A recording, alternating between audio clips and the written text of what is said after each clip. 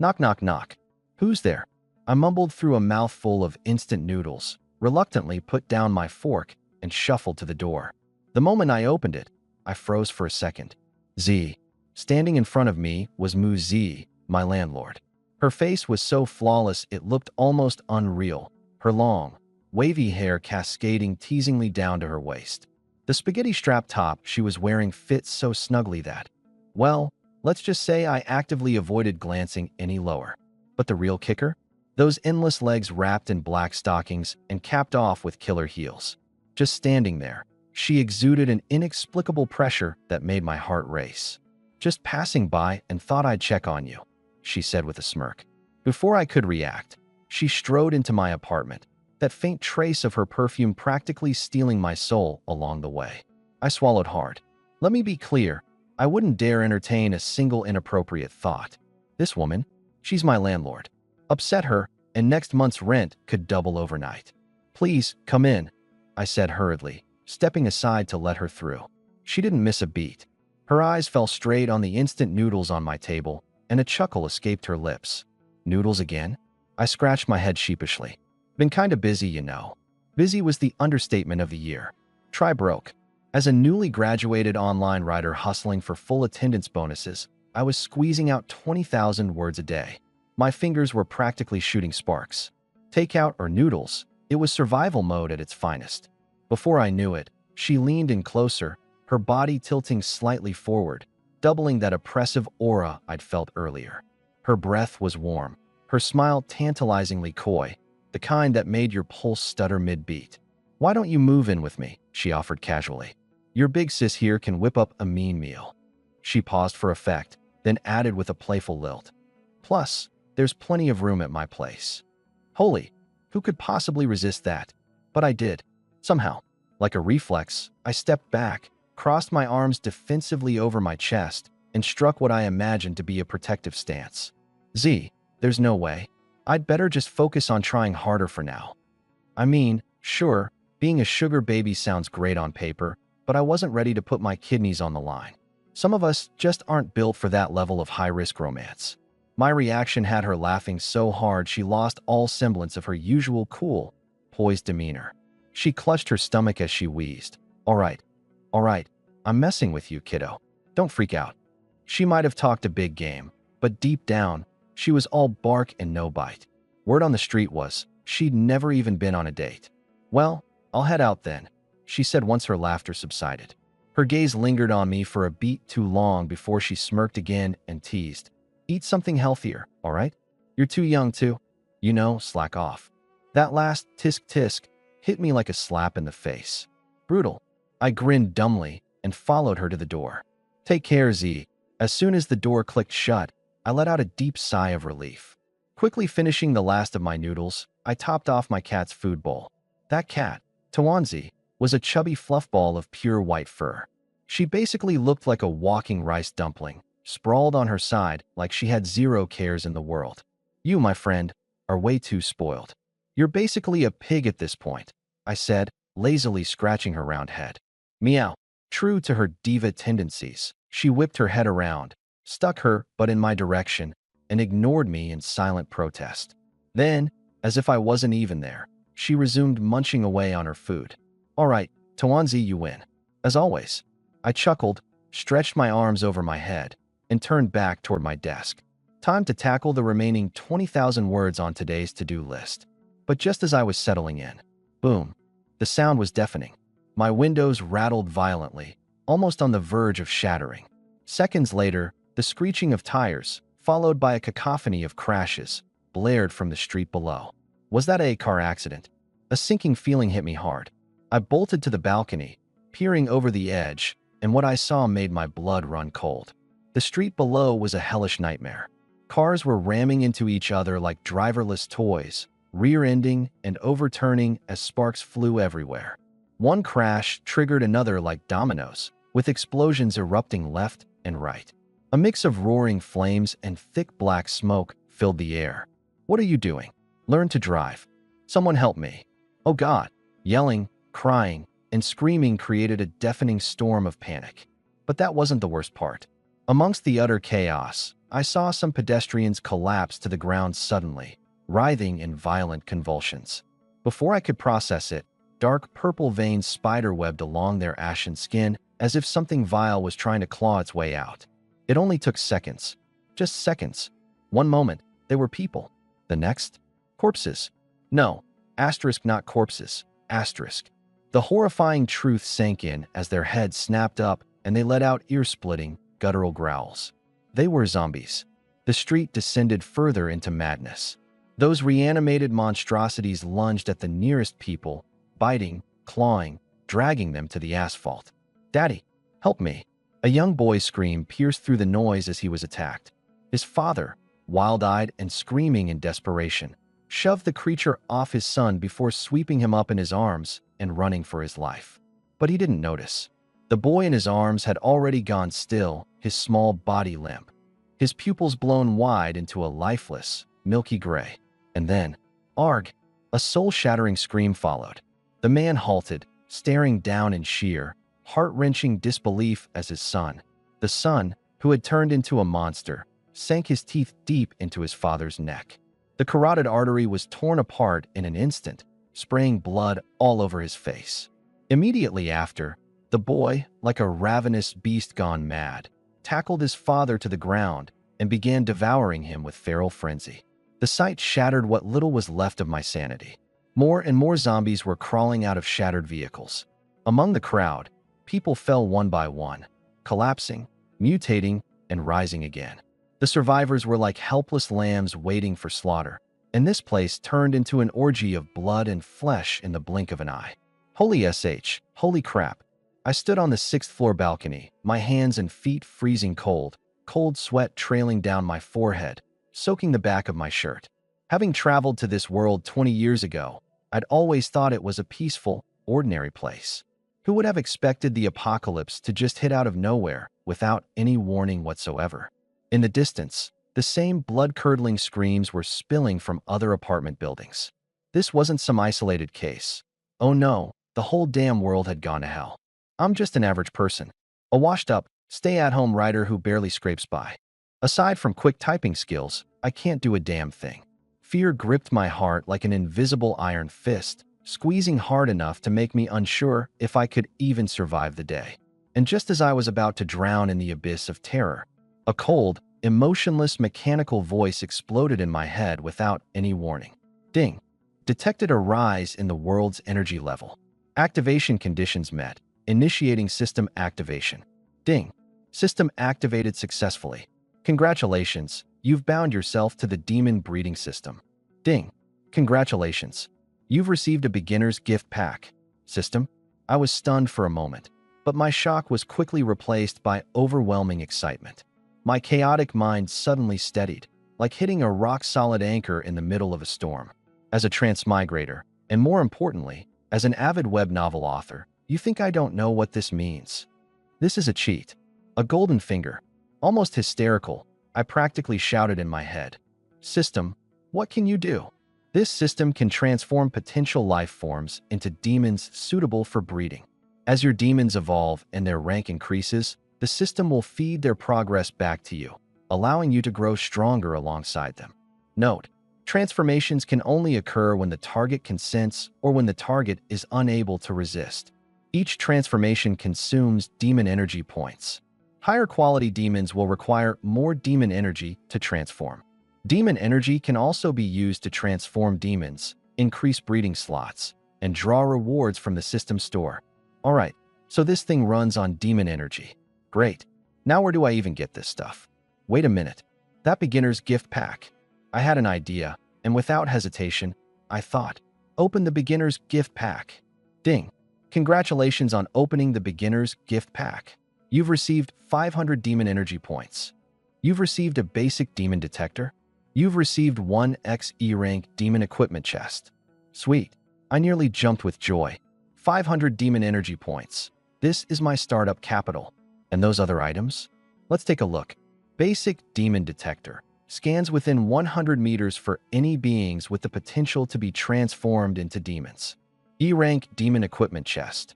Open to receive one random E-rank piece of demon equipment. This detector couldn't have come at a better time. It's as if it was made just for me. I redeemed it immediately, and within moments, a palm-sized radar device materialized in my hand. I powered it on. Instantly, 2 green dots lit up on the screen. Wait, one of the dots is less than a meter away? I followed the arrow on the detector and looked down right at my feet. It was Tawanzi, my fat cat who did little else besides eat and sleep. Almost simultaneously, the system's notification chimed in. Potential breeding target detected. Consuming 300 demon energy points will transform the target into a demon bound to the host. You sneaky little thing. I grabbed Tawanzi and gave her furry head a vigorous rub. You've been hiding your true potential all along, haven't you? Tawanzi purred contentedly in my arms, her fluffy tail occasionally brushing against my face, making it tickle. All right, she's the one. I placed Tawanzi on the floor and commanded in my mind. System, transform Tawanzi. Ding. Detected that target has an extremely high affinity with the host. Transformation conditions met. Consume 300 demon energy points. Yes. The moment I gave my confirmation, 300 demon energy points were instantly deducted from my balance. Then, right before my eyes, Tawanzi started to grow. Her body expanded rapidly, reaching over a meter in length. A silver crescent moon-shaped symbol appeared on her forehead, and her entire body glowed faintly with a soft white light. The room temperature plummeted, and I couldn't help but shiver. Tawanzi, now seemingly curious about her newly transformed form, circled herself, inspecting every inch of her elongated body. But for me, I could sense something extraordinary, a bond between us that felt unbreakable. I could feel her emotions, her thoughts, and even control her actions down to the smallest detail. Ding. Consumes 300 mana. Congratulations, you have obtained a basic moon demon. A status panel suddenly popped up right in front of me. Name, Tawanzi. Level, Tier 1. Bloodline, Basic Moon Demon D. Naturally adept at controlling ice, even more powerful under moonlight. Attributes, Strength 15/Agility 30/Constitution 18/Intelligence 26. Adult Human Limit, 10. Skills, Moonlight Guardian, Shield Activation, Ice Claw, Enchanted Attack. Equipment, none. Holy crap, I stared at Tawanzi, its body larger than before, but still exuding that goofy cuteness, leaving my jaw nearly on the floor. These stats, every single one of them crushed human limits, and the agility? A ridiculous 30 points. What kind of cat is this? It's practically a prehistoric beast disguised in a cat's fur. With just its physical stats alone, Tawanzi could shred a lion or tiger with ease. And on top of that, it can manipulate ice? With Tawanzi here, my chances of surviving just skyrocketed. Suppressing the excitement surging through me, I quickly opened the E-grade equipment box I had. Ding! Congratulations, you have obtained Ice Crystal Necklace, Tier 1, E+. A crystalline necklace materialized out of thin air, its effect plain and straightforward. Plus 50 mana points. Attacks inflict frost damage. It's a perfect match. I grabbed the necklace and immediately equipped it on Tawanzi. The combination of its snow-white fur and the icy necklace actually looked kind of slick. Mew. Tawanzi clearly loved it too, happily rubbing its head against my palm. But just then, a blood-curdling scream suddenly echoed from outside. Immediately following was the sound of tearing flesh and the guttural growls of zombies. My heart tightened as I darted to the door, peeking out through the peephole. What I saw sent chills down my spine. A zombie was pinning a man to the ground, feasting on him savagely. Within minutes, what once was a person was reduced to a bloody puddle and a few scattered bones. The zombie, as if sniffing my scent, abruptly turned its blood-red gaze toward my front door. Roar! It charged, slamming full force into my security door with a deafening crash.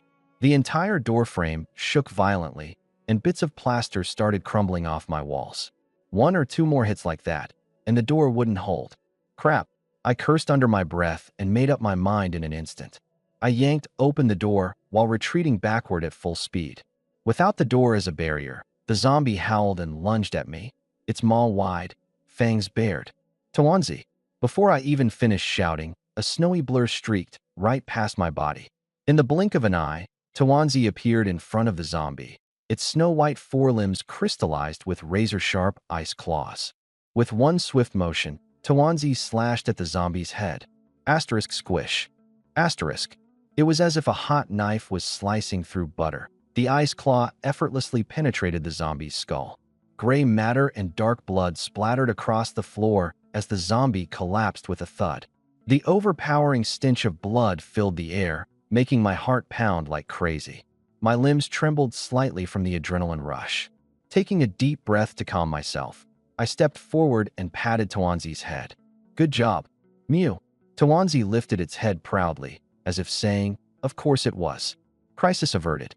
Tawanzi strutted over to the zombie's corpse, fiddling with it for a moment before returning with a gray crystal clamped in its mouth. It gently placed it at my feet and nudged it toward me with its nose. Inferior zombie core. Absorbing it can enhance abilities or convert it into 100 mana points. Enhance abilities? I picked up the crystal, but my mind quickly came up with another plan. According to the scanner, there's another potential recruit in this building. With this 100 mana and the 200 I still have left, that puts me at 300, just enough to make an attempt at capturing another ally. This trade-off would be far more worth it than just upgrading myself. Tucking away the core, I immediately pulled out my phone.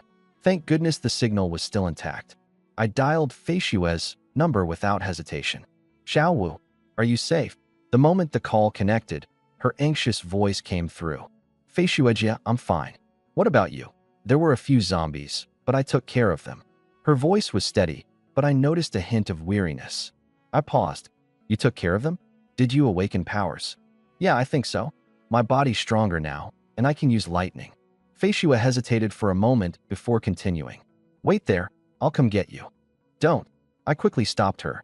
The city between us was crawling with monsters. Her coming over would be suicide. Fei Xue, trust me, stay where you are. 7 days. No more than 7 days. I'll come find you. I said firmly. She grew silent. Trust me, I added, my tone decisive. All right. Hearing her agreement, I finally let out a breath of relief. Fei Xue, she's the only family I have in this world. My parents passed when I was young, and it was her family that took me in. When her father passed too, she was only 14, but she bore the weight of everything, raising me, a mere 8-year-old kid, on her own shoulders. She's not just my sister, she's my anchor in this chaotic world. Also, the person I want to protect for the rest of my life. I wanted to rely on myself, stand before her with pride, and confess my feelings. But who would have thought? Doomsday arrived, throwing my plans completely off course. Now, my only thought is simple: survive. Survive long enough to keep her alive, too. Oh, by the way, Fei Xue, there's a crystal core inside zombie brains. That stuff can enhance your abilities. Don't forget to take them out. Before hanging up, I made sure to give her that little reminder. After that call, I immediately dialed another number, G. Bowen, my closest bro. But no dice. The call didn't go through. Could something have happened to him? My stomach sank at the thought. He's pursuing a graduate degree in another city. And in this kind of chaos, well, things didn't look good. All I could do was shoot him a message. Bowen, hit me back when you see this. With that done, I refocused my attention. The immediate task at hand was dealing with the target downstairs. I pulled out a detector. The arrow pointed directly beneath my feet. Downstairs. Linking my mind to Tawanzi, I sent out a command. Go. Scout ahead. Tawanzi darted out the door as a white blur, silent as a ghost. I quickly secured the door shut behind it, retreated to my bedroom, and synced my vision to its perspective. In a flash, my world shifted. Everything seemed to sit at a cat's eye perspective now, courtesy of Tawanzi. The moment it stepped out, its efficiency became glaringly obvious. With a few swift movements, it cleared away the wandering zombies in the hallway, ensuring my exit route was safe. Then, like a beam of white light, it shot straight for the green dot on the detector on the 3rd floor. The instant it reached the 3rd floor, a piercing scream rang out. A door had been forcibly kicked open. Inside, a couple was screaming in terror. The woman had already been tackled to the ground by a zombie. Clinging desperately to her husband's leg, she wailed, "Help me! Please help me!" But the man, shaking in fear, had already lost his spine. His legs wobbled, and a spreading damp patch revealed his failure to hold it together. Survival instincts kicked in, and with a twisted expression, he snarled and kicked the woman's head with all his might. Let me go, damn it. The woman cried out in pain, instinctively releasing her grip.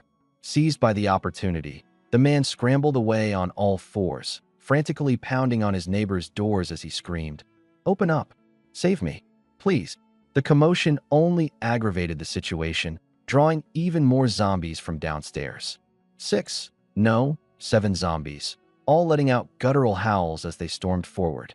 Just as death seemed inevitable, one door finally creaked open. "Hurry! Get inside!" came a panicked woman's voice. But it was too late.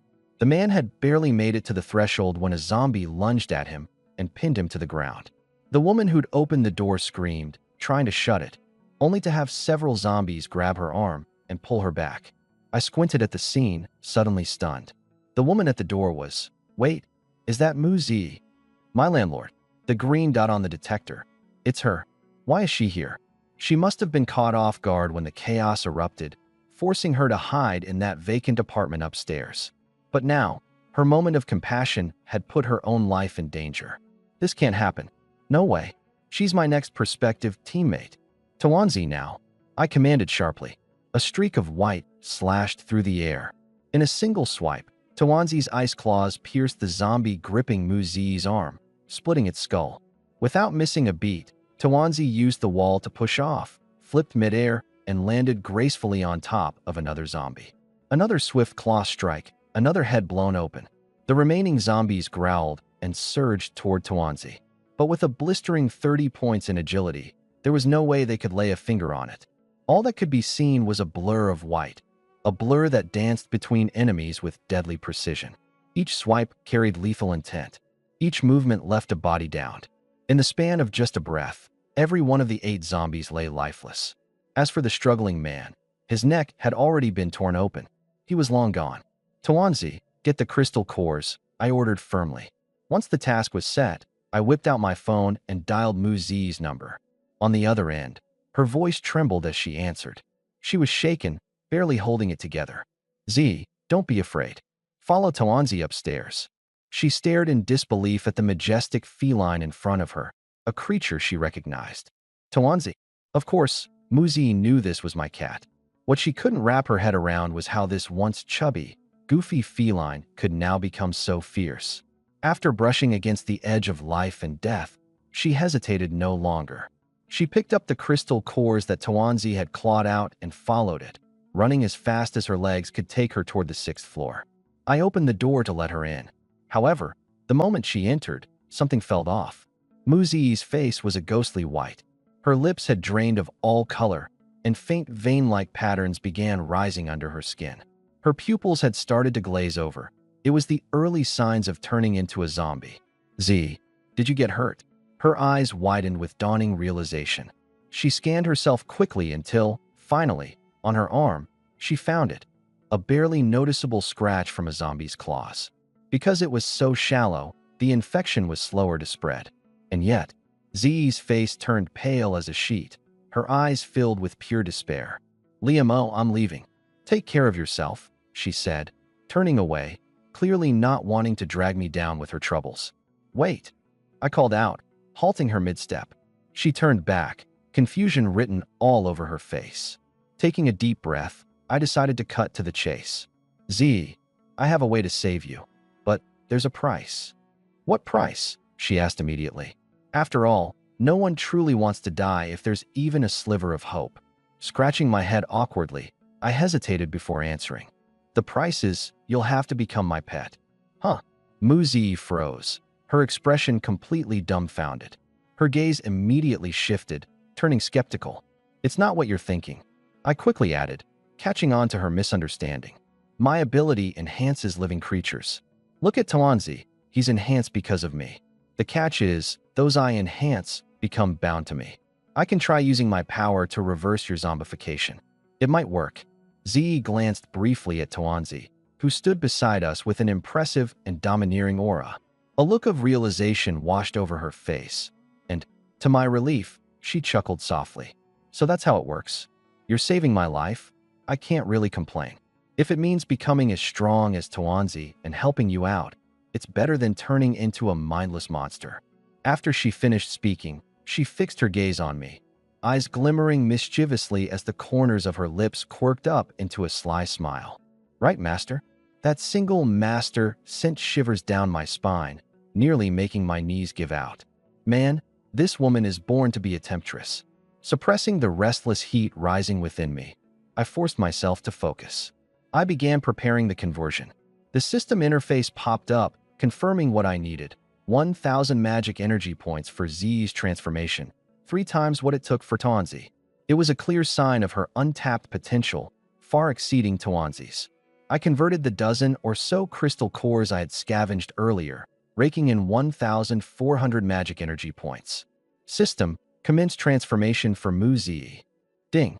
Consume 1,000 magic energy to bind and convert target into a demonic familiar. Asterisk asterisk. Yes. As soon as I confirmed, 1,000 magic energy vanished in an instant. Right before my eyes, Muzi underwent a radical transformation. All signs of zombification disappeared like a fading nightmare. Her skin regained its healthy glow, her figure sharpened and became even more striking, with outlines of abs faintly visible. Her face, already breathtaking, now rivaled that of a goddess in her stunning beauty. The most astonishing detail? A pair of black, demonic wings unfurled gracefully from her back. Ding. Consume 1,000 magic energy. Conversion successful. Congratulations, charmed demon bound. Asterisk asterisk. Z slowly opened her eyes, looking down at her enhanced body in sheer disbelief. The surge of newfound power coursing through her was almost palpable. When her eyes met mine again, a faint blush swept across her cheeks. With feline-like grace, she slinked toward me, her whole body exuding an irresistible allure. She leaned close to my ear, her voice a sultry melody as she softly murmured, "Master." Oh, I couldn't help but suck in a breath through my teeth. Who could resist this? Seriously, how? I fought to maintain my composure, gently pushing her back a bit to avoid losing control. Let's check your stats, I muttered, averting my eyes. Muzi. Level. Tier 1. Bloodline. Lesser Succubus, D+. Attributes. Strength, 27. Agility, 25. Endurance, 26. Spirit, 39. Skills. Allure Technique. Psychic Dread. Soul Shriek. Note: failure to fulfill her desires may temporarily weaken her state. Incredible. Absolutely incredible. This was the best investment of 1,000 magic energy I could have made. Except for agility, her stats completely eclipsed Tawanzi's, and her skill set focused on mental control and area-wide attacks. She wasn't just strong, she was versatile, practically flawless. With the two of you, I'm finally ready to grind for levels, I declared, new determination sparking in my chest. My first objective: cross the city to find Xianfei. But, until then, it was time to farm and grow stronger. I glanced at the remaining 600 magic energy. My starting cap for familiars was 5, so there was room to grow. Let's do a little gambling while we're at it. System, spin the prize wheel. Tier 1 E-graded lottery, 100 magic energy per draw. Tier 1 D-graded lottery, 500 magic energy per draw. Weighing my options, I opted for 6 E-tier rolls, throwing all 600 points in. Moments later, 6 capsules materialized in front of me. Ding. Congratulations. You've received asterisk asterisk. Golden glow ring. Shadow gown. Thank you for participating. Frost armor. Basic healing potion. Thank you for participating. Not bad. 4 hits out of 6. Golden glow ring. E+ grade. Passive shield ability, 1 hour cooldown. Shadow gown. E grade. Adds spirit stat, single target blinding capability. Frost armor. E+ grade. Defense boost and frost damage, designated for Tawanzi. Basic healing potion, E- grade. Fully restores health. Not bad at all. I slipped the golden glow ring onto my finger, finally gaining a layer of protection. The shadow gown? Perfect for Z. Its deep V-cut and lacy design matched her succubus vibe to a T. As for the frost armor, it morphed into a collar-sized accessory that sat snugly around Tawanzi's neck, ready to activate when needed. With our equipment sorted, I felt more prepared than ever. All right, let's clear this floor. Time to sweep the building. Shouldering my backpack and luggage, I led the way, with Tawanzi trotting beside me and Muzi gliding behind us.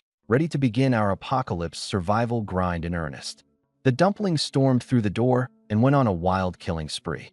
Then we went in to loot supplies, food, water, portable chargers, not leaving a single thing behind. By noon, we'd cleared an entire 5 floors, made 4 or 5 trips back and forth to move all the loot, took down enough zombies to collect over 60 crystal cores, 6,000 points of magic power. Our progression was basically skyrocketing. Our antics that morning didn't go unnoticed. Every survivor in the building saw what was going down. The building's community chat completely blew up. Holy crap, that girl from Building 8 is incredible. She's killing zombies like she's slicing veggies. And that cat of hers, seriously, is that even a cat? Looks more like a bleached-out panther. Man, I wish I were that guy with her. Dude's basically on a smooth ride to victory. Huh, don't even bother. He's just a gigolo living off her snacks. Jealous much, buddy? I admit it. Yeah, I am. As for me, I couldn't care less what they thought. In the apocalypse, fists are the only thing that matters. I glanced at the time, almost noon. Muzi and Dumpling were running low on magic energy, and I wasn't about to push them past their limits. Always better to play it safe. After clearing out the last apartment on the 11th floor, we started heading home. But as soon as we made it to the 9th floor, a door swung open out of nowhere. An old couple peeked their heads out with friendly grins. Hey, young man, you've been working hard. Come, take a break in here. Oh, I knew these two. Mr. Huang and Mrs. Sun, infamous in our complex. Always pulling the seniority card for their own benefit, throwing tantrums, spoiling their grandson rotten, disturbing the peace in the middle of the night with no repercussions. And that Mrs. Sun? She had sticky fingers, too. But who would dare confront an old lady? For people like this, I couldn't even be bothered to toss a glance. I motioned for Muzi and Dumpling to follow me and kept moving. Mrs. Sun, though, wasn't having it. When she saw me ignoring them, she panicked. She spread her arms and blocked my path, her cloudy, calculating eyes locked onto the supplies I was carrying. Young man, life's hard for us elderly folks, you know? We've got a grandson at home. You've got so much food. There's no way you can finish it all. Spare some for us, won't you? Before I could react, she grabbed Mr. Huang, and, together, they lunged to snatch the stuff from my hands. Their assumption was simple. I was a young guy, and there's no way I'd dare lay a hand on the elderly. How could I afford the trouble they'd cause if they decided to throw themselves to the floor? Well, too bad for them. Times have changed. Get lost. My sharp command startled the two of them for a second. But the very next moment, Mrs. Sun exploded, going full drama queen. What kind of selfish jerk are you? Don't you have a conscience? Is this how young people act these days? You can't spare a little to help the elderly? You heartless brat. All while cursing, their hands were still busy. They both reached out, trying to wrestle my supplies away. Big mistake. I let out a cold laugh at their audacity and thought it. Dumpling. A flash of white light. Dumpling's razor-sharp claws tore through their necks in an instant. They were sent flying by an invisible force, slamming hard against the wall. Neither of them uttered a single sound, eyes wide open, lifeless. Behind every door on the floor, there'd been people watching, waiting for an opportunity to fish in troubled waters. But now, every single one of them slammed their doors shut in terror. In the apocalypse, kindness is just digging your own grave. I cast a cold glance around the hallway, stepping over the two bodies as I led Muzi and Dumpling back home. Word of what happened spread fast in the community chat. Some called me ruthless, but most stayed silent.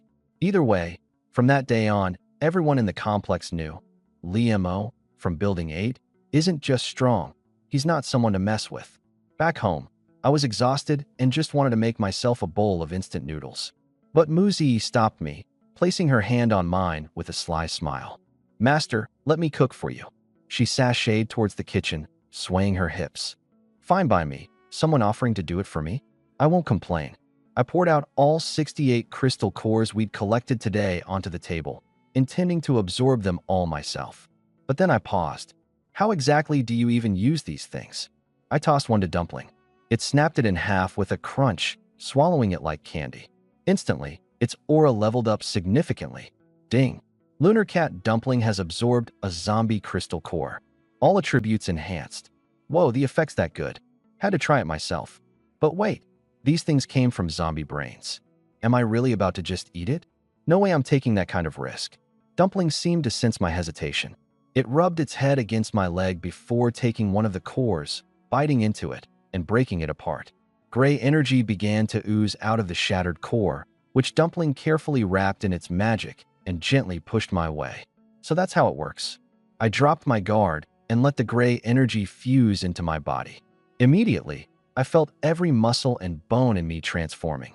My once sluggish, out-of-shape body was now visibly becoming leaner, stronger, almost sculpted. Ding. Host has absorbed a zombie crystal core. All attributes +3. Ding. Host has activated latent potential. Talent awakening progress +20%. Holy crap. It's not just a stat boost. It actually unlocks talents too. Pumped, I grabbed 4 more cores in. Core.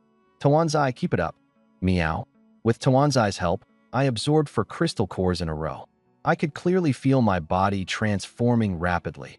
My height increased by over 10 centimeters. My chest and abdominal muscles started to pop, and I now had a V-shaped figure that could rival a comic book protagonist. Ding. Awakening prerequisite met. Congratulations.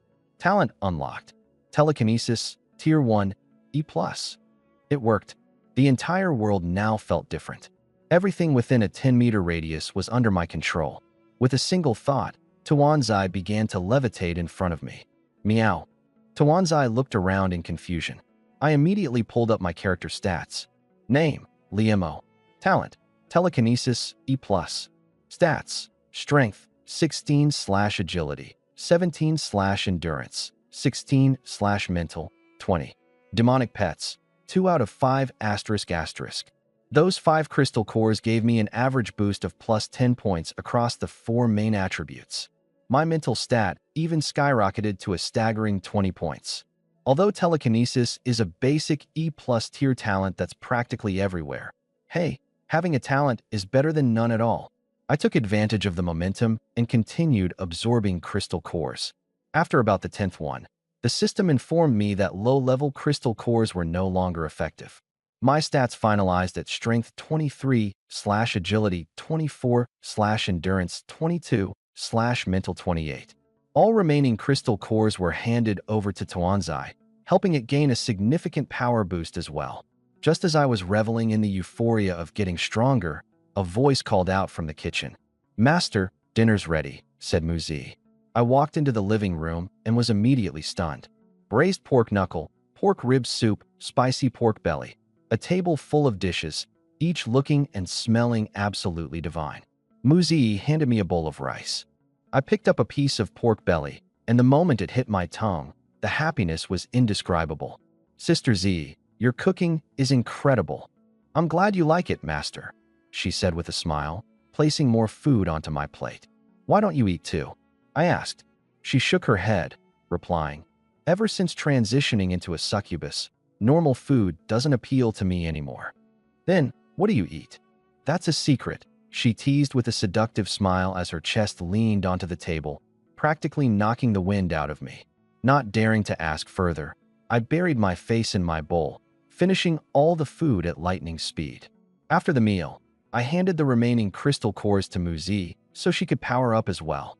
Meanwhile, I turned my attention back to another matter. Taking out my phone, I tried to call Jibo again, but his number still couldn't be reached. Left with no other option, I messaged Shin Feishua. "Feishua, how's it going over there?" Her reply was nearly instant.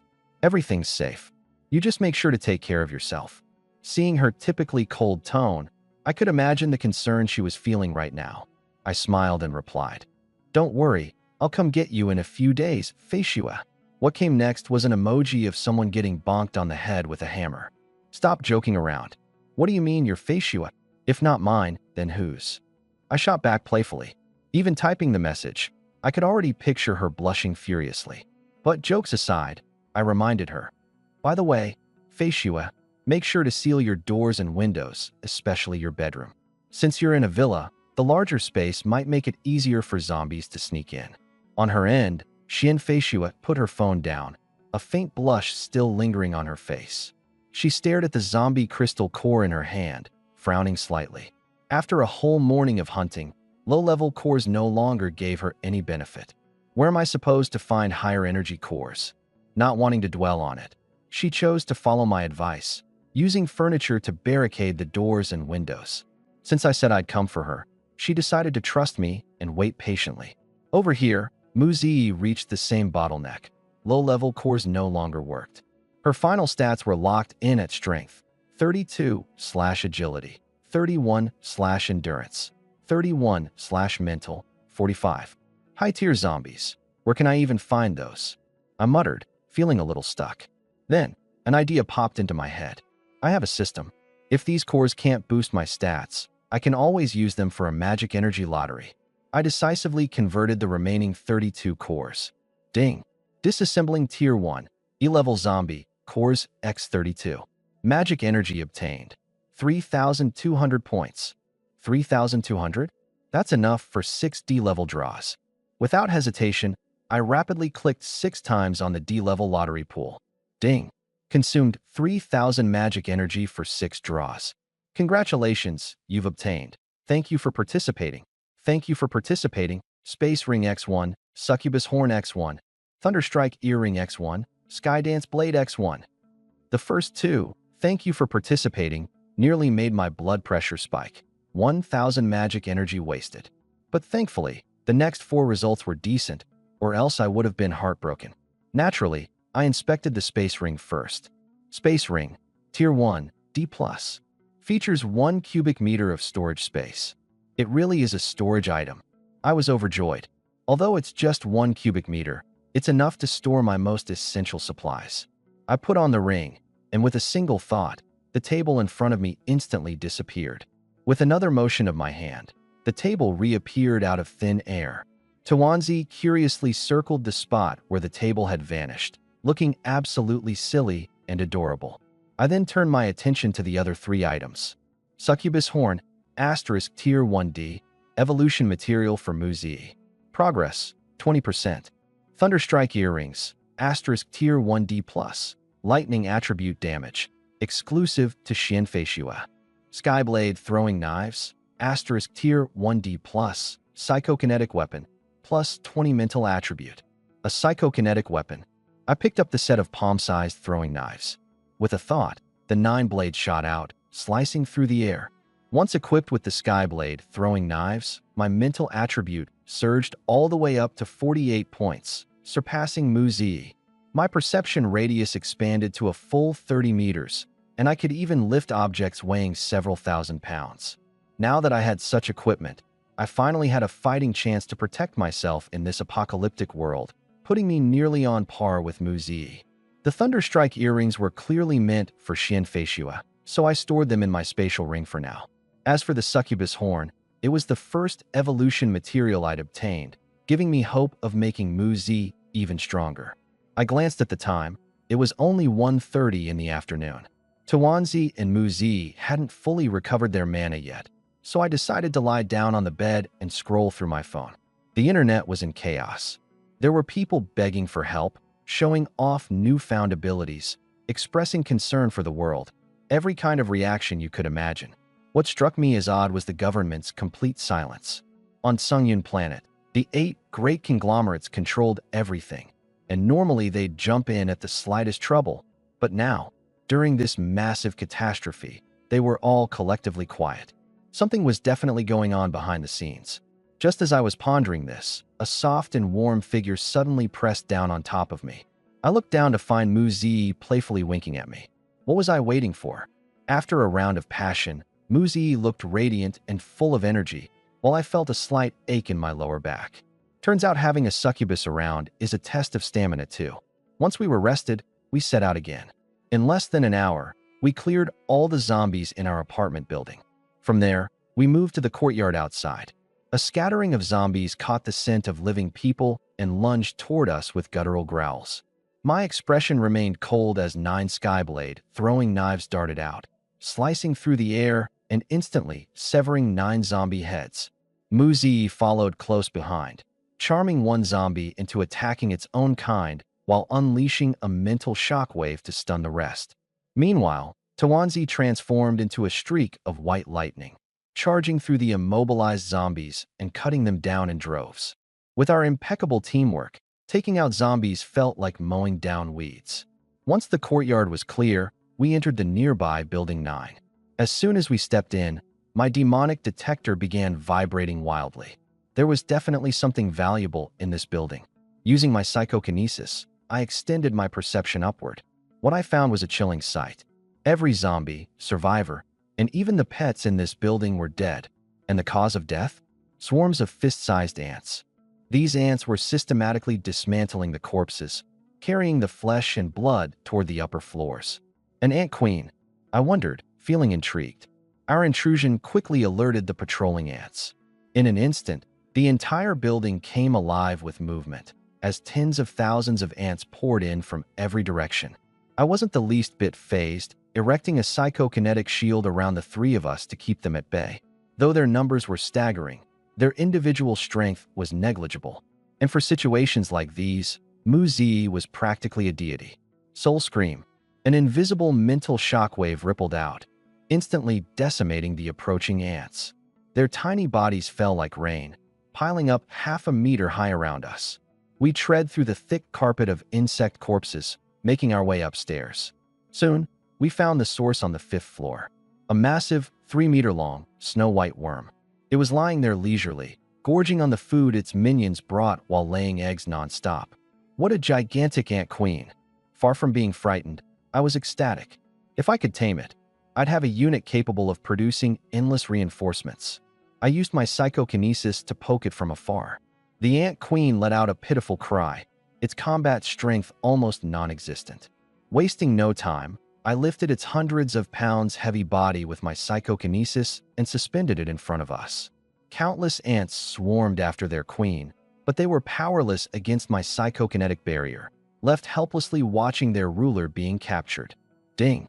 This creature's subconscious is fiercely resisting. Transformation is currently unavailable. Z. Mental suppression. At your service, master. A powerful mental shockwave hit the ant queen, and with a final wail, it fell silent and unconscious. This was my chance. Ding! Transforming the ant queen into a demon will consume 1,000 mana. Proceed. Level up. I immediately converted 10 crystal cores and hit confirm. In just an instant, the ant queen before me underwent a massive transformation. Its soft, worm-like pale skin quickly hardened into rock-like gray exoskeleton, dotted with various sized holes across its surface. In the blink of an eye, it went from a living creature to a 2-meter-tall, 3-meter-wide nest. The surrounding ants instantly prostrated themselves, reverently welcoming their new king. Ding! Consumed 1,000 mana. Congratulations on successfully bonding and transforming the demon. Received a primary demonic worm nest. It really became a nest, huh? I could sense the nest was alive. It continuously transmitted feelings of flattery towards me. I opened its stats panel. Primary demonic worm nest. Level, Tier 1.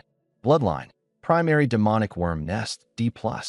Skills, can consume flesh to hatch 4 types of demonic worms. Guard, gather, flying, and communicator. Evaluation, a special demon with no offensive abilities but capable of creating armies. Not bad. As long as there's enough flesh, it can churn out an endless swarm of worm soldiers. Of course, the downside was also obvious. It's a massive target and produces low-quality worms, basically cannon fodder against stronger enemies. Still, my intent was always for it to serve as cannon fodder and logistics support. Perfect for scouting, gathering crystal cores, and more. It's just too big to bring home. So, I decided to leave it in Building 9 instead. The place was already cleared out, it's nearby, and I could assist anytime it needed help. The original ants there also became my first batch of troops. Go, hunt the zombies, and collect flesh and crystal cores. With my command, tens of thousands of ants surged out like a tide of black water, engulfing the zombies roaming the complex. Within minutes, a zombie was stripped clean to its skeleton, its flesh and crystal cores swiftly transported back to the nest. With supplies streaming in, the demonic worm nest started cranking out new soldiers at full speed. After getting the worm nest situated, I led Tuanzi and Mu Zi into Building 7. Now equipped with psychokinesis, I didn't even bother knocking on doors anymore. With a sweep of psychic energy, I could tell if a room housed humans or corpses. The process was seamless. Psychic scan, throw a knife to the zombie's head, Tawanzi breaking down doors to retrieve crystal cores, then tossing the body down to feed the worms. Our efficiency was insane. By nightfall, we cleared all of Building 7. I decided to call it a day and head back home. I checked on Building 9 beforehand. The demonic worm nest had already hatched thousands of stronger worms in just one afternoon, gathering 130 crystal cores. Including the cores I got from Building 7, my haul for the day totaled over 230 cores. That's a staggering 20,000 mana. Back home, Muzi put on an apron and started cooking. I prepped some cat food and raw meat for Tawanzi, and then converted all my crystal cores into mana. With over 20,000 in hand, it was time for a grand 10 pull from the D-tier lottery pool. Ding!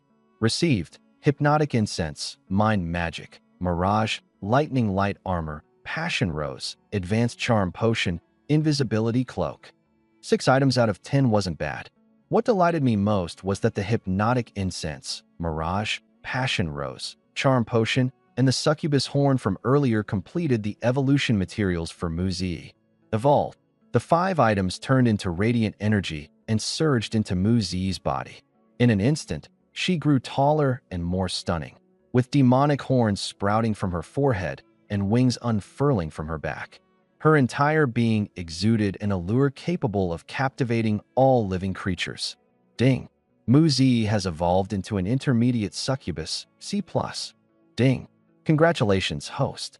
Received feedback. Charm level increased to C+, and unlocked special ability, Eternal Bond. Ding!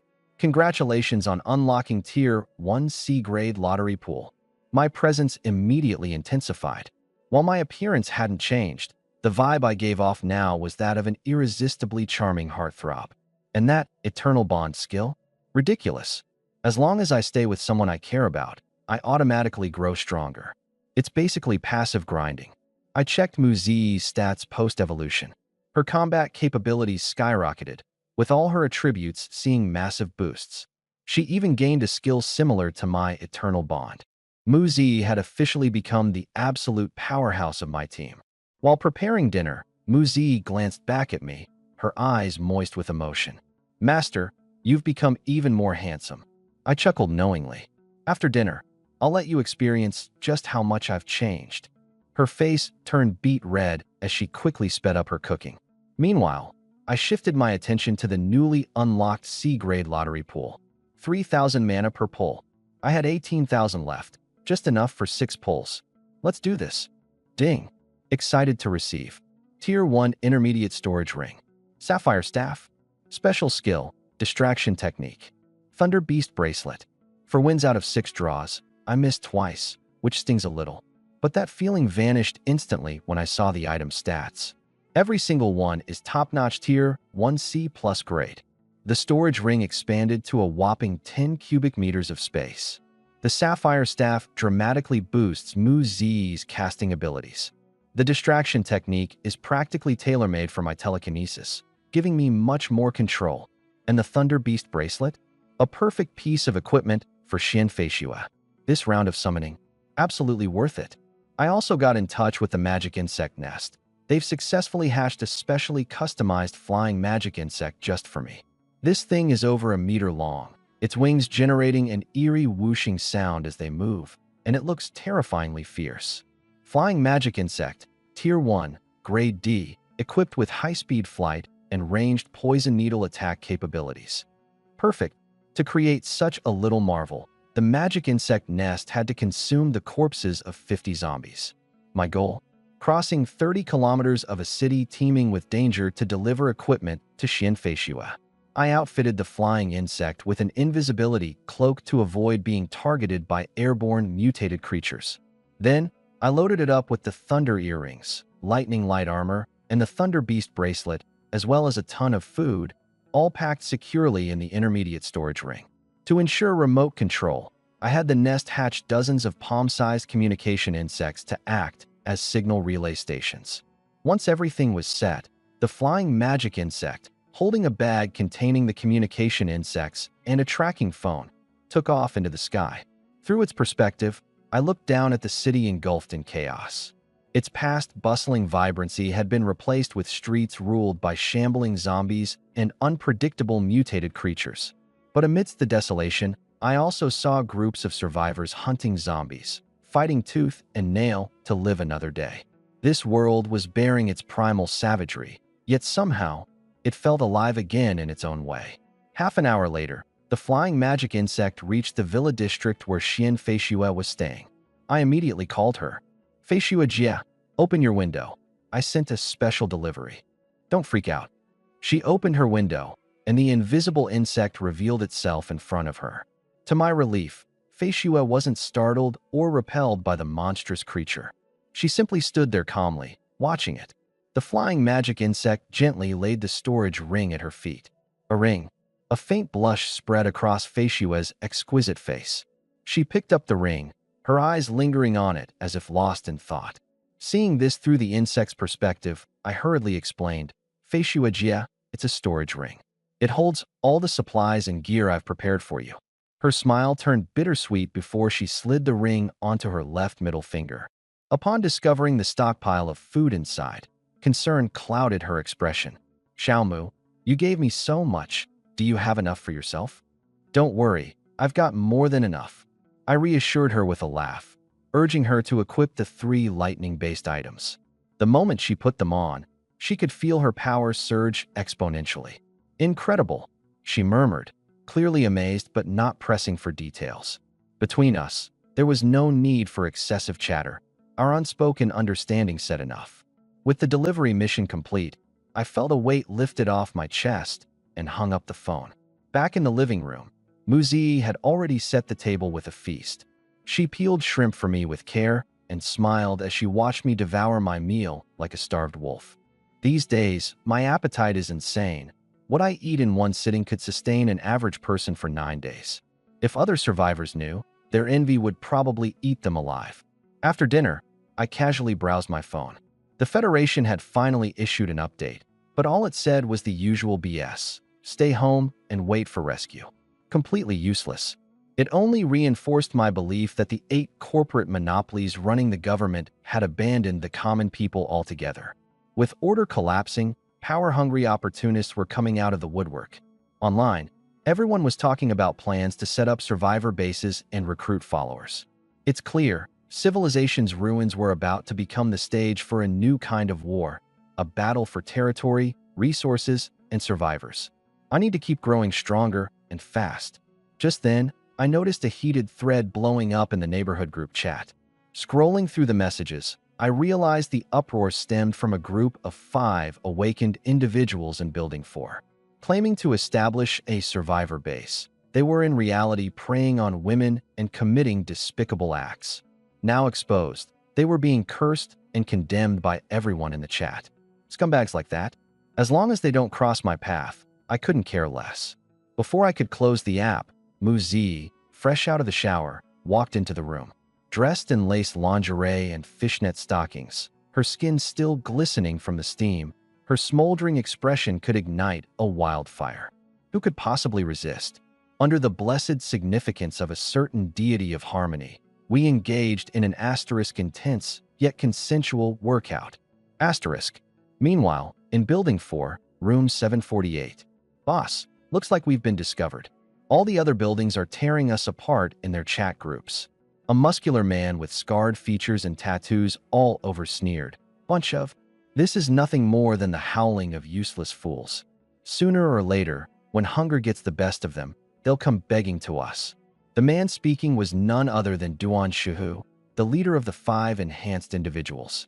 How's the intelligence I asked for on the other metas coming along? He demanded. Got it. One of his underlings eagerly handed over a phone. Boss, there are 2 in Building 8, and they've got a mutant big cat with them. They're strong. Duan Shuhu grabbed the phone. As soon as he caught sight of Muzi's stunning beauty and curvaceous figure in the video, his eyes widened with lust. Yeah. He chuckled darkly, waving his men over. Come look at this chick, boys. The others crowded around the screen. Their vulgar laughter and howls echoed in the room. Damn, she's hot as hell. If I could get just one night with her, dying would be worth it. What are you scared of? There are 5 of us. Let's take her down and have some fun right in front of her man. Seeing his crew getting pumped up, Duan Shu laughed uproariously. He slammed his fist onto the table and declared, "Brothers, suit up. Tonight, we're going to snatch that girl from Building 8 and show her a good time." They had pinpointed my apartment at 602 and were preparing a surprise visit under the cover of darkness. The 5 enhanced individuals climbed quietly onto a nearby rooftop. "Crow, carry the rope across," Duan Shu ordered, tossing a thick rope to a skinny man with a hooked nose. Crow grinned and shed his shirt, revealing a pair of large, leathery wings sprouting from his back. With a strong flap, he soared across to the rooftop of Building 8 and secured the rope. Their zip line was ready in no time. Duan Shu, his bulk growing larger as thick fur erupted from his skin, transformed into a humanoid tiger, easily hoisting his 3 comrades under his arms. Balancing effortlessly, he crossed the rope to the other building in just a few steps. Although they could have taken the stairs, they opted for the rooftops to maintain an element of surprise. Within minutes, the group found themselves perched on the rooftop of Building 9, right across from me. Meanwhile, I lay in bed, holding the soft and warm Muzi in my arms. Suddenly, the mental link with my brood mother alerted me. "It's this pack of idiots, huh?" I muttered, my brow furrowing. Through the eyes of my swarm, I listened to Duan Shu and his crew's conversations in perfect clarity. "Boss, that's her building right over there. Crow, hook up that zip line already. I'm ready to let my beast loose." Hearing their impatience boiled my blood. To them, I was just a stepping stone to becoming this neighborhood's undisputed tyrant. Muzi sensed my unease and looked up, concerned. "Master, is something wrong?" "No worries. Sleep." I gently patted her on the head, speaking softly. Back on the rooftop, Crow flapped into the air again, finishing the connection for the zip line to Building 8. Duan Shu picked up his comrades and stepped onto the line, his massive frame straining it. But just as he reached the middle of the line, several large, concealed bugs emerged from hiding, their razor-sharp mandibles snapping through the rope in one clean bite. Snap! The line broke, and Duan Shu and his group plummeted from the 12th floor, caught completely off guard. Crow froze midair, panicking as his boss and comrades fell. He quickly flapped his wings and dove down, attempting to save them. But before he got far, a single throwing knife shot out from the 6th floor, slicing through the air and piercing his skull with pinpoint precision. Boom! The 5 men hit the ground with an earth-shaking thud. The 2 frail mages died instantly upon impact. Duan Shu, with his toughened skin and thick fur, rose unharmed but furious. His tiger-like eyes widened with rage as he realized they had been discovered. One look at the clean entry and exit wound in Crow's skull made his blood run cold. Without hesitation, he turned and bolted. "Boss, wait for me!" The remaining survivor screamed, scrambling behind him.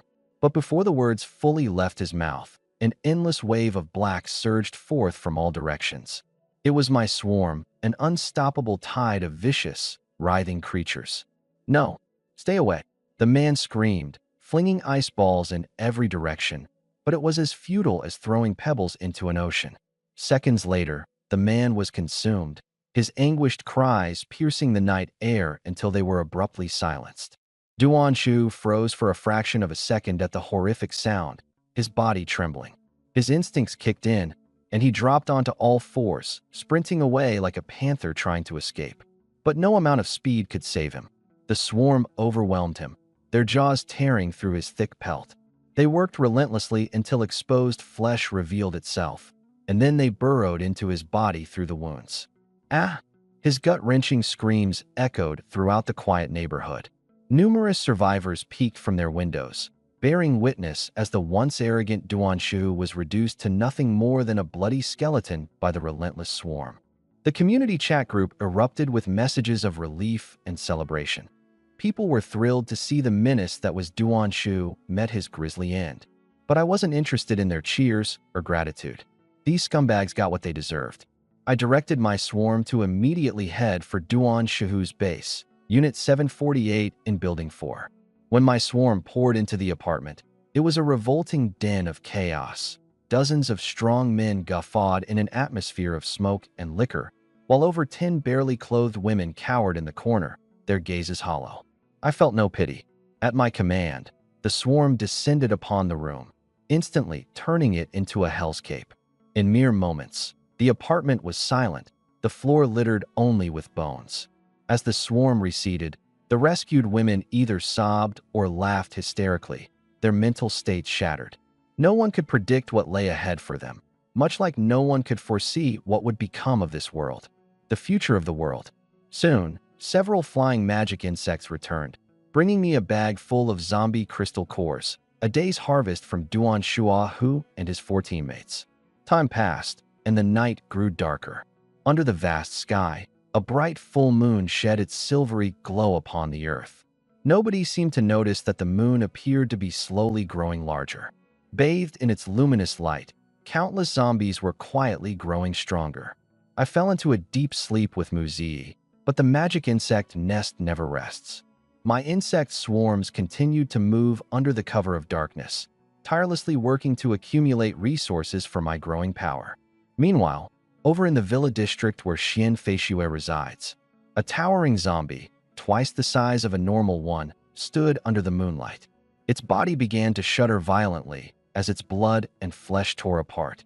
Tentacle-like appendages erupted from its body, swaying under the moonlight like an otherworldly blood-red flower in full bloom.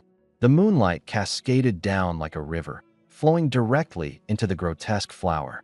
The petals withered, but at the center, the flower's pistil expanded until it formed a massive cocoon of flesh over 3 meters tall. Through its translucent surface, an even more terrifying zombie could be seen taking shape within. Hours later, the cocoon cracked open, releasing an abomination, a nearly 3-meter-tall zombie enshrouded in jagged bone armor. Its arms transformed into massive bone blades, each exuding a menacing aura. Roar! The newly reborn blade zombie threw its head back and unleashed a thunderous roar that shook the entire villa district, waking every survivor in its radius. At its command, over 100 regular zombies moved with military precision, storming into the residents' homes. A bloodbath ensued. Faced with certain death, the supernatural users in the villa district finally sprang into action. A hulking man with the strength of a green giant uprooted a streetlight to wield as a weapon. A mage summoned earth spikes to impale zombies, while a woman demonstrated the terrifying power to turn zombies into living bombs. Xian Feishue herself joined the fray, wielding her lightning blade. Every sweep of its edge unleashed rolling thunder, reducing numerous zombies to charred husks. Immediately, the flying magic insects accompanying her relayed the situation back to me. Feishue is in danger. I jolted awake, instantly connecting to the vision of the flying insects. By then, the blade zombie had already been enraged by the supernatural resistance. Its figure blurred as it appeared instantaneously before a fire-type ability user, severing them cleanly in two with a swing of its massive bone blade. Next, it charged at another supernatural user, one who had summoned a pack of wolves. Ignoring the wolves' frenzied bites, the blade zombie slashed straight across the summoner's waist, cutting them in half. Damn it! The hulking man roared with fury, hurling his streetlight weapon with all his might, only for the blade zombie to easily sidestep the attack. The woman with the zombie exploding ability seized an opportunity and detonated a sizable bloody hole on the monster's shoulder. But in the blink of an eye, the blade zombie appeared directly in front of her, its massive bone blade descending mercilessly. In a life-or-death moment, a lightning blade intercepted the attack. Get back now!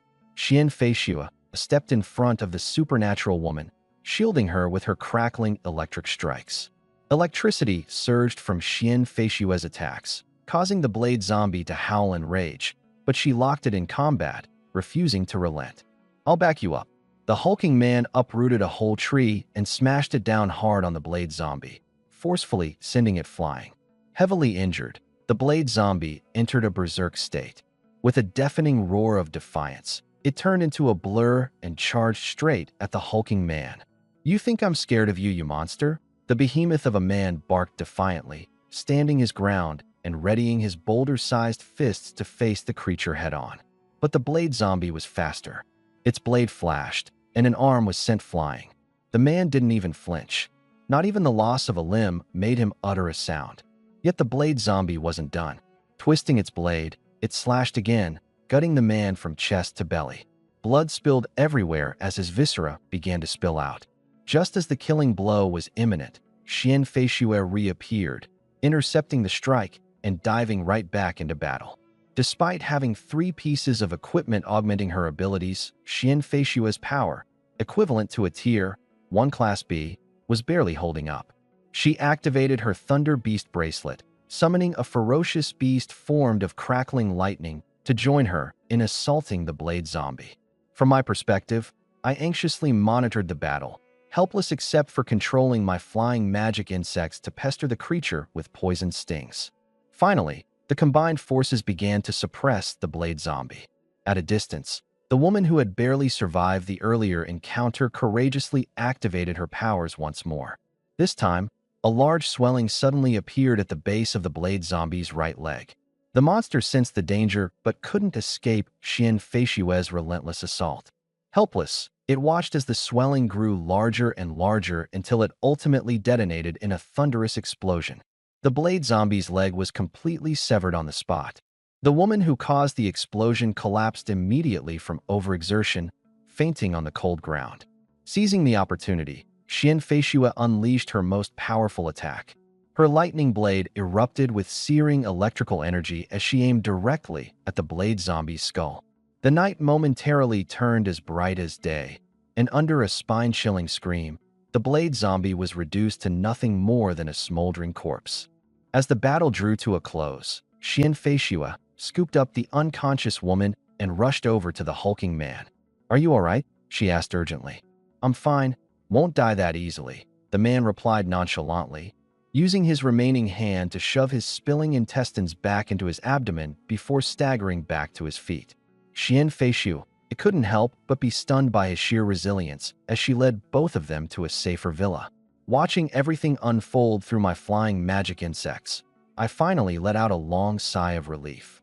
That bone blade zombie's strength was undoubtedly on par with a level 1 Class B. Strength, it was a close call, but thankfully Xian Feishue had the gear I gave her and 2 reliable teammates. Together, they were able to narrowly secure the victory. Inside the villa, a girl had woken up. Her name was Lu Shuriwe, and she looked only about 15 or 16 years old. Her eyes sparkled like tiny stars as she gazed at Xian Feishue with admiration. "Sister, you were so cool back there." Xian Feishue turned her attention to the muscular man. The muscular man grinned and introduced himself. "Sister, I'm Yu Chungnyo." Lu Shuriwe teased him. "Wow, you big musclehead. You're clearly older than Sister Feishue, but you're shameless enough to call her sister." "I'm only 8. Yu Chungnyo replied in a pitiful tone while pulling out his phone to show us his previous photos. They revealed a cute and delicate boy with soft features that were the complete opposite of his current appearance. The contrast left us all completely stunned. Yu Chonyo explained that he had suddenly grown larger earlier that morning. His caretaker, Aunt Wong, had turned into a zombie, and in a panic, he unintentionally killed her. As he recounted the incident, this 8-year-old strongman's eyes filled with tears. Looking at his pale complexion and the blood still pouring from his wounds, it was clear to all of us he didn't have much time left. Xian Feishue let out a sigh and made a call to me. "Feishue sis, I already saw what happened," I said before she could explain further. Her face turned slightly flushed, and she got straight to the point, asking if she could use one of the recovery potions I'd gifted her to heal Yu Chongnyo. After a moment of consideration, I agreed. Another strong teammate meant Xian Feishue would be even safer. After drinking the potion, Yu Chongnyo's chest wound visibly began to heal in seconds. Even his severed arm grew back. The miraculous effects of the potion left both Lu Shuriwe and Yu Chongnyo gazing at Xian Feishue with newfound awe and admiration. Xian Feishue seized the opportunity to hype up my importance and claimed the potion was a gift from her incredibly capable younger brother. With that, she successfully tied the 2 of them to her team. After that was settled, I commanded the flying magic insects to extract the crystal core from the bone blade zombie and hand it over to Xian Feishue. Then, I had the zombie's corpse transported back. An hour later, I arrived at the rooftop, and upon seeing the remains of the bone blade zombie, the system suddenly sent me a notification. High-tier mutant zombie, physical variant tier 1, rank B-. Note: This material can advance the evolution of the magic insect hive to 100%. An evolution material? I exclaimed with excitement. Without hesitation, I rushed to the 9th building and pressed the evolution button for the magic insect hive. In an instant, the hive expanded dramatically, growing to 5 meters tall and 10 meters wide, completely shattering the ceiling and walls in the process. Ding! Evolution successful.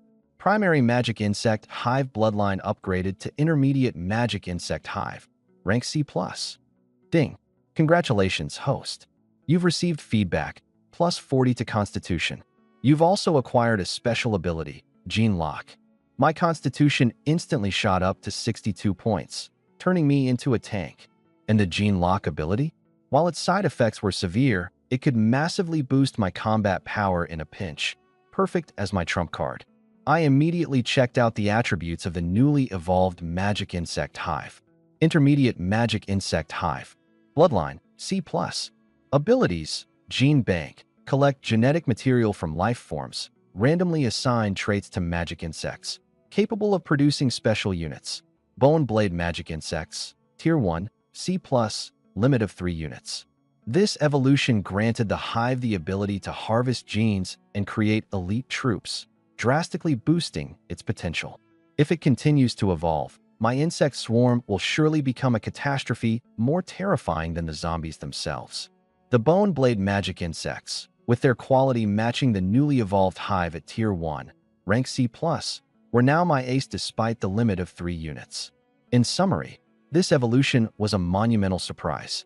Not only did the hive become significantly stronger, but my own constitution received a huge boost, and I gained the explosive trump card, Gene Lock.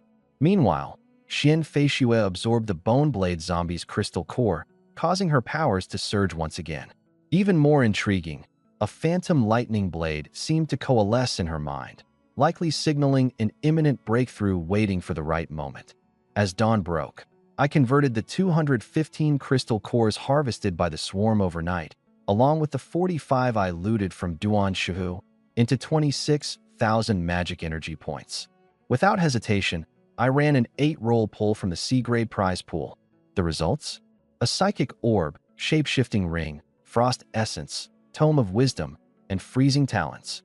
5 hits out of 8, not bad at all. The psychic orb went to me.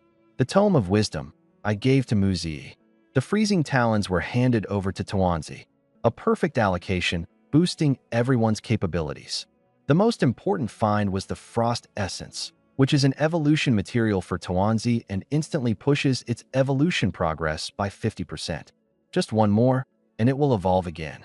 As for that shape-shifting ring, it solved one of my biggest problems.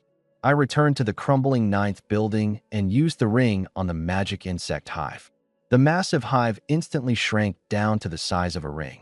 I effortlessly carried it back home and placed it in an empty room. Now, I no longer have to worry about it being buried or discovered.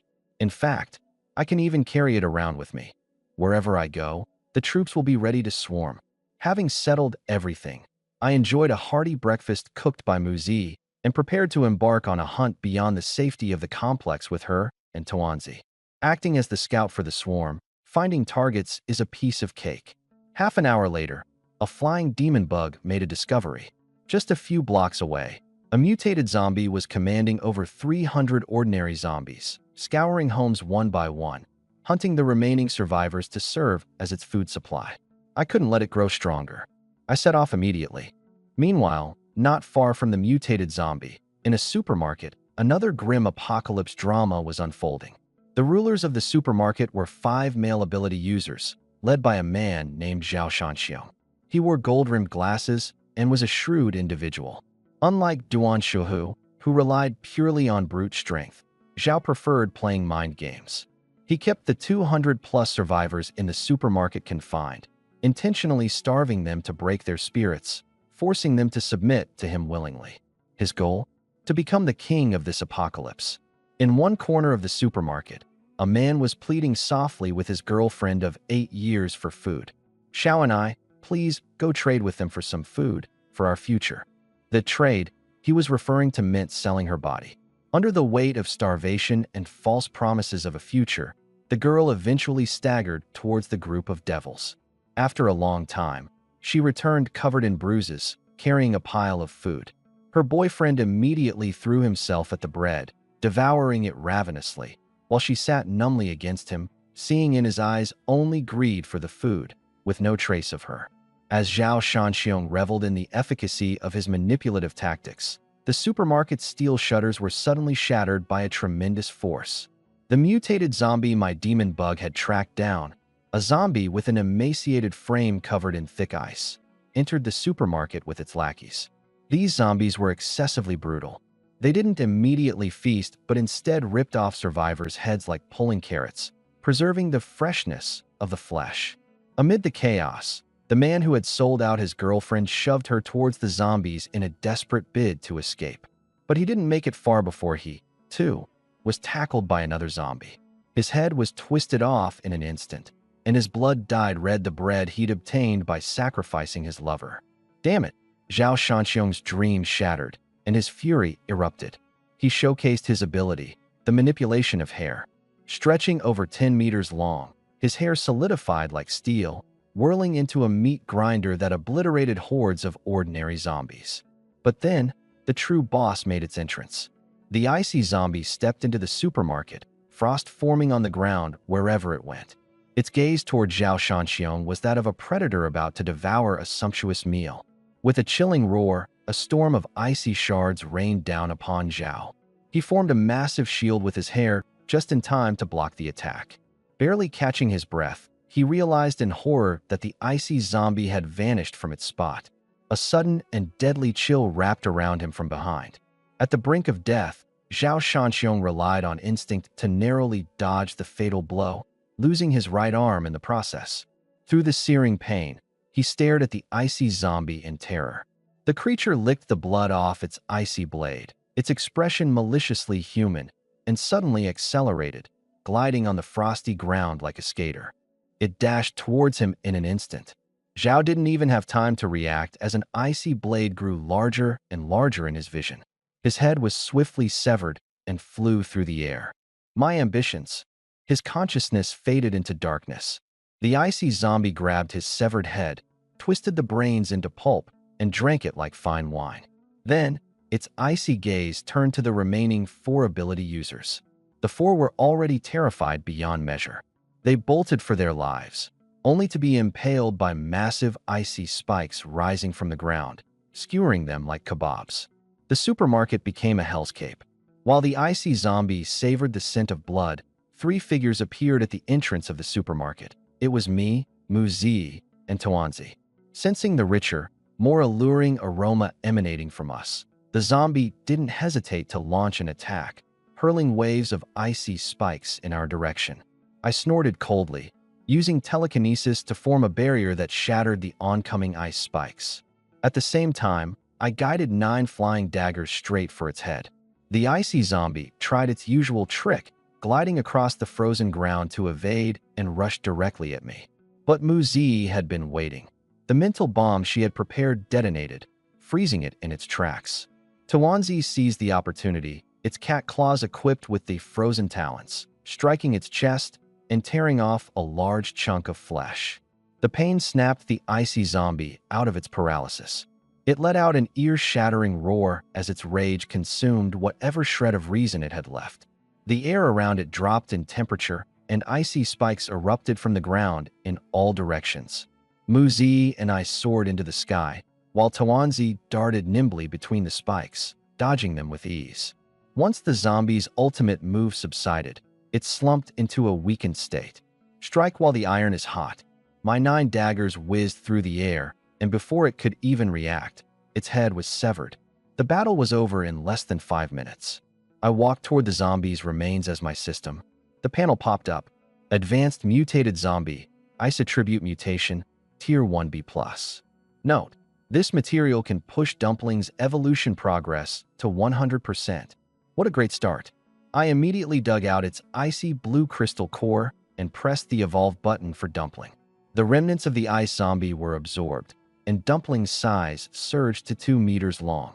The moon mark on its forehead transformed into a half moon, resembling nothing less than a legendary white tiger, looking majestic and intimidating. Ding. Evolution successful. Primary Lunar Demon bloodline upgraded to Intermediate Lunar Demon, C+. Ding. Congratulations, host. You have received feedback, Agility plus 25, Spirit plus 15, and a special ability, Heart of the Moon. My stats skyrocketed again, and this new ability, Heart of the Moon, was practically like receiving a resurrection item that refreshed daily. Evolved Dumpling not only doubled its bloodline talents, but also reached a whopping 61 agility points. It even awakened new abilities, Double, Slow Aura, and Domain Skill, making its melee capabilities maxed out. After clearing out the supermarket, I spent all 230 crystal cores I had collected on a lucky draw. 7 draws gave me 4 items: Soul Crystal, Heart Bracelet, Beauty Skin, and Tier 1 Intermediate Flesh Fabricator. The Soul Crystal was material to evolve my psychokinesis ability, fully maxing its progress instantly. The Beauty Skin was evolution material for Muzi, while the Heart Bracelet was naturally for her to use. The item that intrigued me the most was the Flesh Fabricator. This miraculous tool could absorb the world's energy or consume other sources to create fleshly resources out of thin air. With it, my demon bug hive would no longer rely on external resources and could continuously mass-produce troops. This Flesh Fabricator seemed like it was tailor-made for my hive, a true god-tier item. With it, I could amass an endless army of bugs. Moreover, the Soul Crystal was an exciting surprise. It turned out to be the material I needed to evolve my psychic abilities. I used it immediately. Ding. Talent. Psychokinesis, E+, evolved to Apprentice Telekinetic, D+. After the evolution, the intensity of my telekinesis increased by 40%, and I awakened 2 extra practical skills: Basic Object Manipulation and Telekinetic Barrier. At this stage, I could now easily lift objects weighing up to 3 tons. Although a D+ talent was still fairly low tier, my system allowed me infinite evolution. Coupled with the immense attributes from demonic feedback, it was only a matter of time before I became the strongest existence in this post-apocalyptic world. Encouraged by my recent gains, just one mutated zombie had boosted my strength so significantly. I immediately began searching for my next target. While my bugs were scouting, I fed Dumpling the Tier B+ Ice Zombie Core. After absorbing it, Dumpling's core attributes increased by another 5 points. However, its progress toward breaking into Tier 2 only improved by 10%. Achieving Tier 2 was going to take a lot more effort. Just then, my demon bug hive sent word. It had successfully nurtured a Tier 1C plus Boneblade demon bug after consuming a large amount of flesh. This was a high-level combat unit, rivaling mutated zombies. Thrilled, I immediately had it lead a squad to speed up the hunting and extermination of regular zombies. Before long, the bug swarm discovered a new mutated zombie, and I set off again. As always, it was the familiar pattern: travel for an hour, fight for 5 minutes. This time, I secured a fire element crystal core and zombie remnants. Though the fire remnants didn't seem particularly useful, they contributed by granting me 2 more Boneblade demon bugs.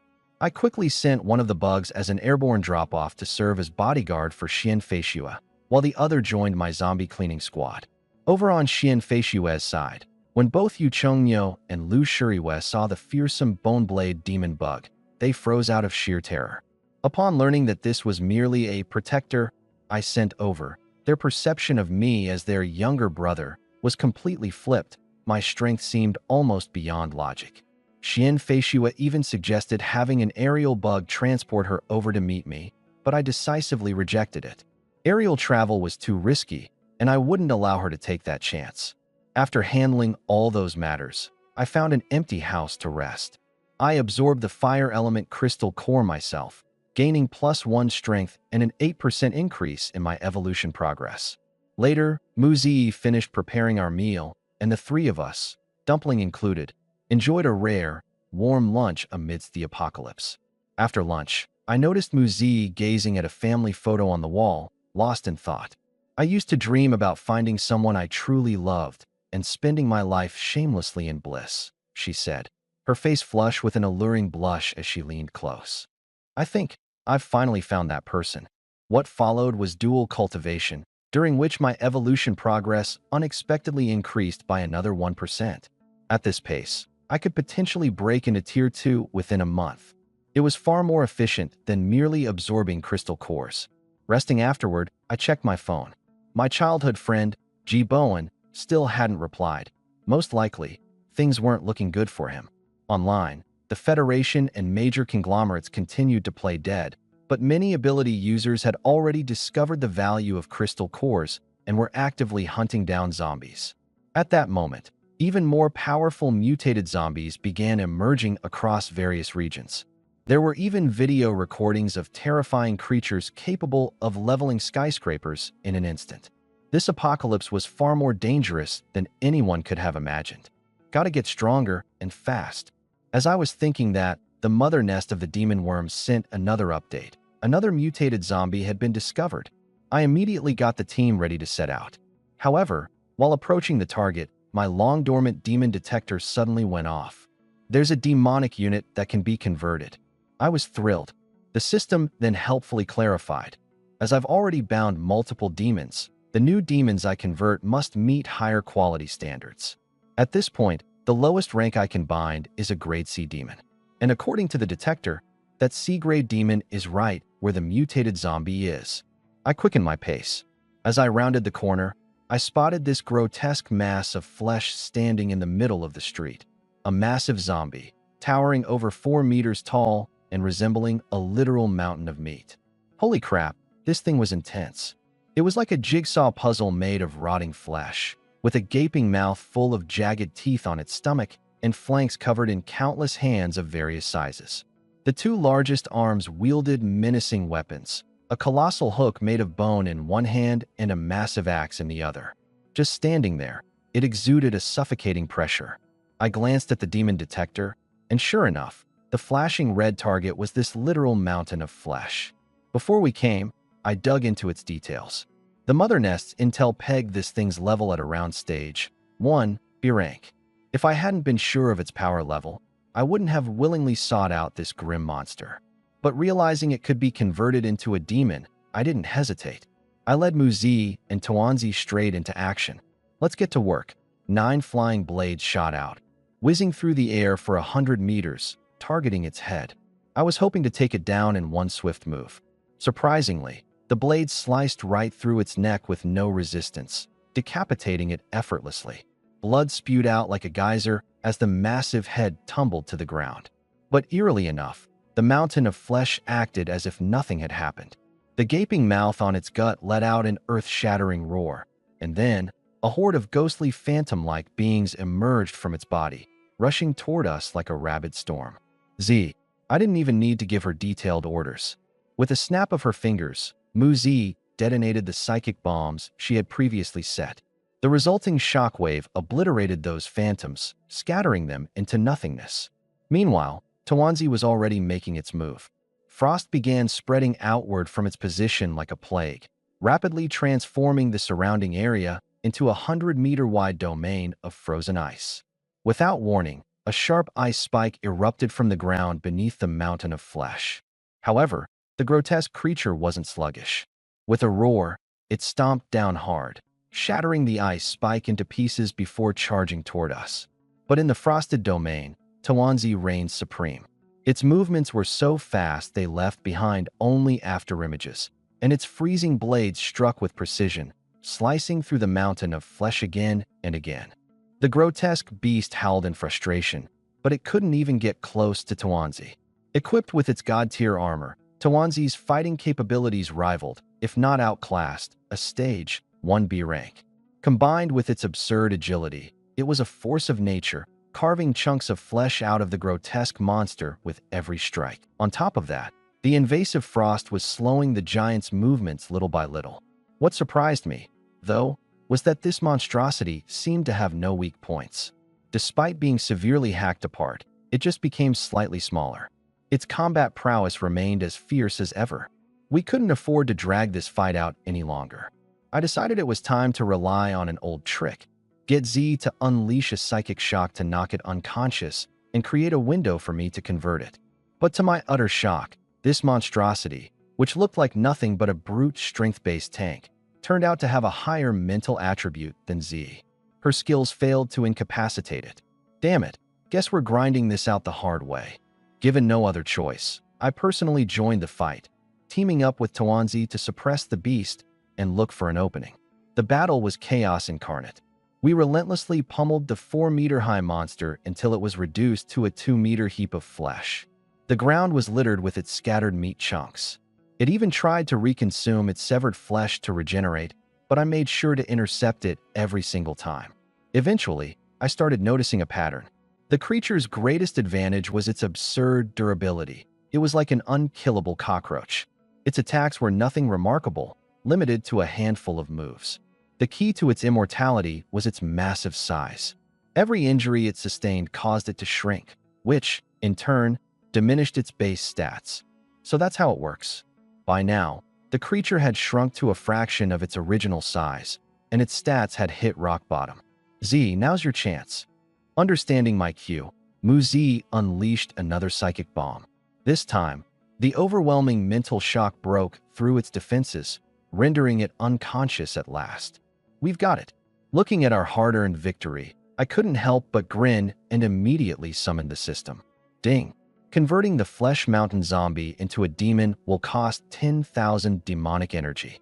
Proceed. 10,000. My eyelid twitched as I read the message. You have to understand, back then converting Z only cost 1,000 magic energy. Now it's 10 times that amount. But hey, these days, 10,000 magic energy is just pocket change to me.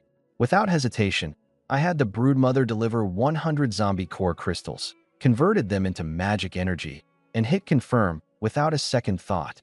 As the magic energy was consumed, the meat mountain before me underwent an earth-shattering transformation.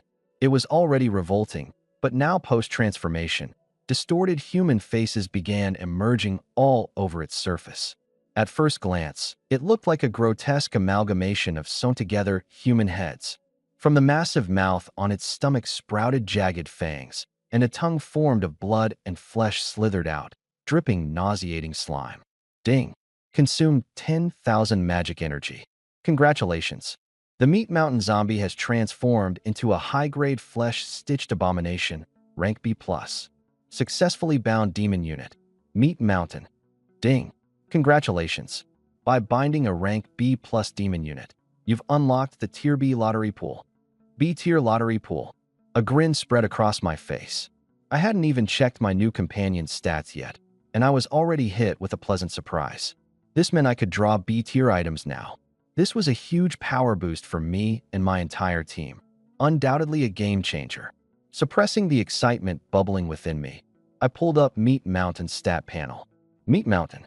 Bloodline. High-grade flesh-stitched abomination, B+.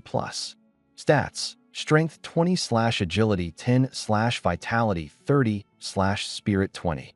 Abilities. Stitched Undead. Passive. Absorbs biological remnants to gain bonus stats with a cap of +80 per trait. As long as its body isn't completely destroyed, it remains eternally undead. Buried Souls. Passive. Absorbs soul fragments from remnants to generate wraiths stored internally.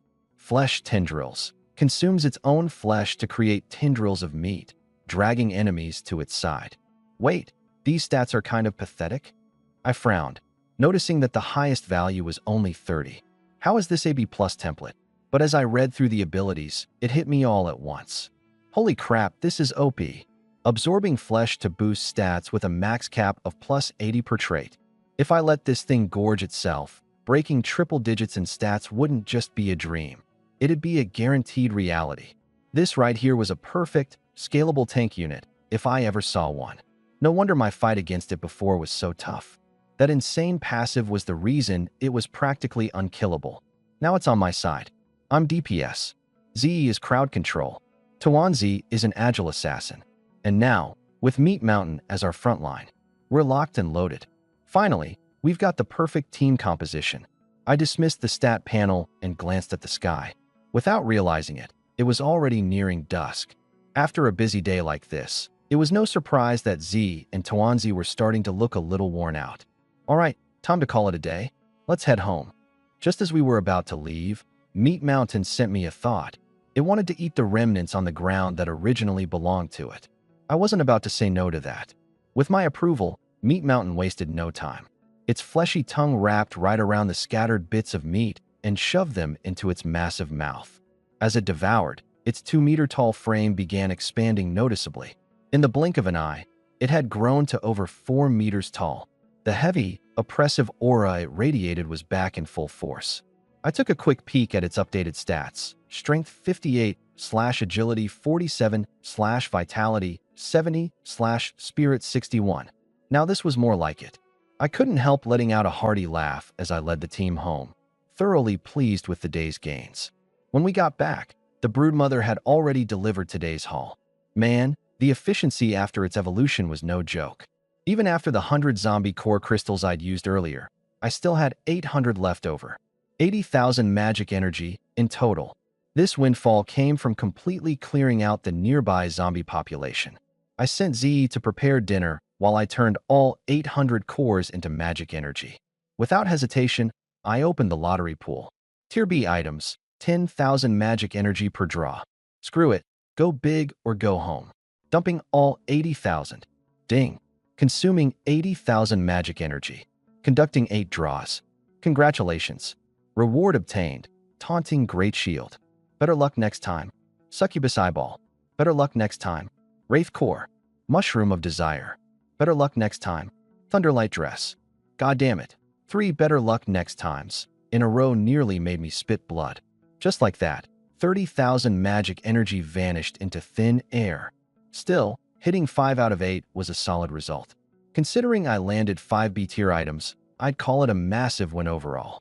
Rubbing my hands together in anticipation, I started inspecting the goods. Taunting Great Shield, B+ grade. Can shrink or grow at will. Also has a taunt effect. Succubus Eyeball, B grade. Evolution material for Z. Wraith Core, B grade. Evolution material for my talent. Mushroom of Desire, B grade. Another evolution material for Z. Thunderlight Dress, B+, grade lightning defense equipment. Totally worth it. This haul is insane. The Taunting Great Shield was a flawless fit for Meat Mountain. The Succubus Eyeball and Mushroom of Desire together were enough to evolve Z. The Wraith Core, perfect for boosting my abilities. This just keeps getting better and better. It's time for an upgrade. As for the Thunder Glow Dress, clearly, it was tailored for Xianfei. Without hesitation, I instructed the magic insect to deliver the shield to the Meat Mountain downstairs and send the dress straight to Xianfei in the Villa District. Then, I pulled out the evolution materials. Z, come here. Originally at Tier 1, Grade C+, Mu-Z began to emit a radiant glow as the effects of the 3 high-grade materials took hold. Honestly, her face looked even more flawless, her figure even more stunning, and every smile or glance seemed to carry an irresistible allure. Just standing there, she managed to unsettle me a bit. Ding. Congratulations. Intermediate Succubus bloodline has evolved into Advanced Succubus, ***. Congratulations to your subordinate demon for evolving. You have received feedback, +30 to spirit. Your charm has increased to Tier 1, Grade B+. Special ability, Till Death Do Us Part, has evolved into Inseparable Bonds, ***. The system notification rang out, and I felt power surge through me as my spirit stats skyrocketed 30 points, hitting a total of 89. What thrilled me even more was the upgrade of the Till Death Do Us Part skill. Inseparable Bonds. When with a mutually beloved female unit, you gain enhanced attributes and progression. There's a chance to gain shared skills, ***. Getting stronger simply by being together and having the potential to learn new skills. This is practically a god-tier ability made just for me. With a grin, I turned to look at Mu-Z. Her most noticeable change after evolving was in her eyes. Her pupils had turned a soft shade of pink, complete with faint heart shapes embedded within. Staring too long felt like my very soul was being sucked into her gaze. Sensing my stare, she gave a delicate twirl in her apron, her expression teasingly coy.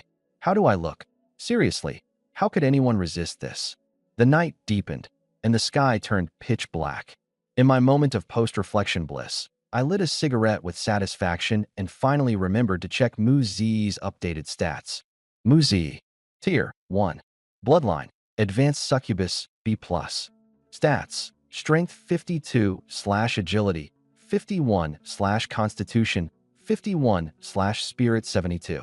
Skills. Bewitching Gaze. Passive. Charm/illusion type abilities are 50% more effective. Desires Labyrinth. Consumes 300 mana to craft an illusion. Once trapped, the target will never awaken. Damn, these stats, these skills. Whoever dares mess with her in the future, they'd die happily in the most beautiful dream of their life. After an exhilarating break, it was time to get back to work.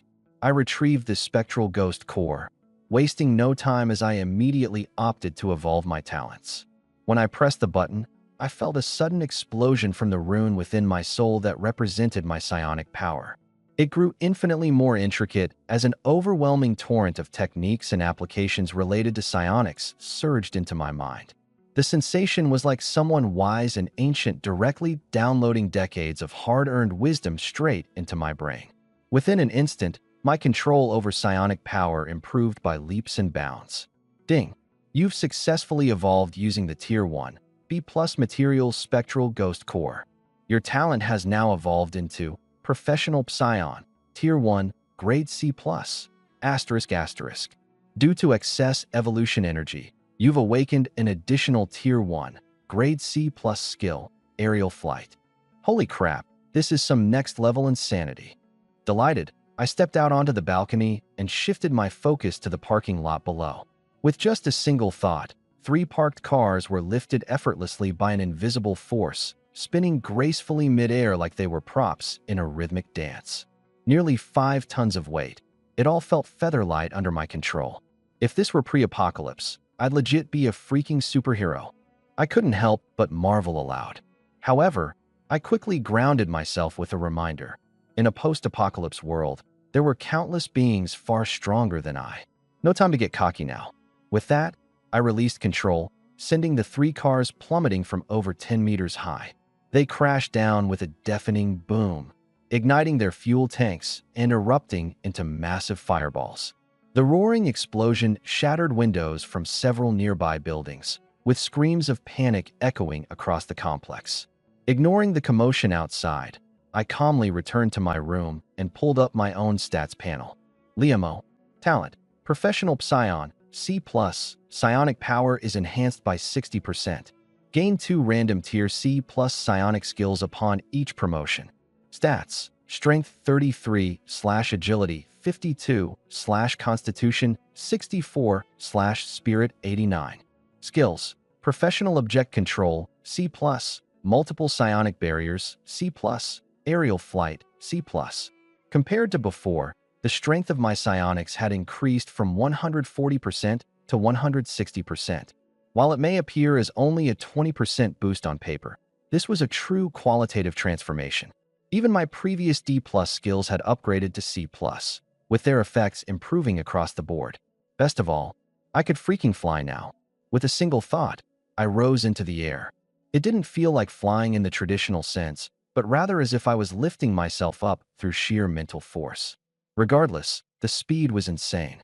In a matter of breaths, I zipped through the room as a blur, circling the space dozens of times in mere moments. The little furball off to the side froze mid-motion, tilting its tiny head in confusion as it processed what it was witnessing. The plan thought to itself, "Damn, what the hell? Master can actually fly?" After having my fun, I gently descended, giving it a good head rub. Attack, defense, mobility, all through the roof. This evolution feels amazing. While I was enjoying this power-up high, Xian Feishue received the gift I sent her. My phone buzzed. It was her message. "Do you like it?" Curious, I opened the message, but the newfound peace of my sage mode instantly shattered. In the photo, Xian Feishue was wearing the thunderlit, deep V-slit dress I sent her. It hugged her curves perfectly, her long legs looking like they could bring nations to their knees. Never in my life had I seen her so seductive, and suddenly, something ignited in me almost instantly. "Sister Feishue, can you send a few more?" I typed back, spamming nosebleed emojis. From her end, her face was probably redder than a tomato now, but she surprisingly obliged and sent over a couple more. I couldn't help but feel a bit parched. I'm going to take a shower, she said, looking for an excuse to escape, clearly overwhelmed herself. Chuckling, I put my phone down. Good things come to those who wait. I wasn't in a rush. But just as I set my phone down, Muzi walked out of the bathroom. Holy SH. I gasped on the spot.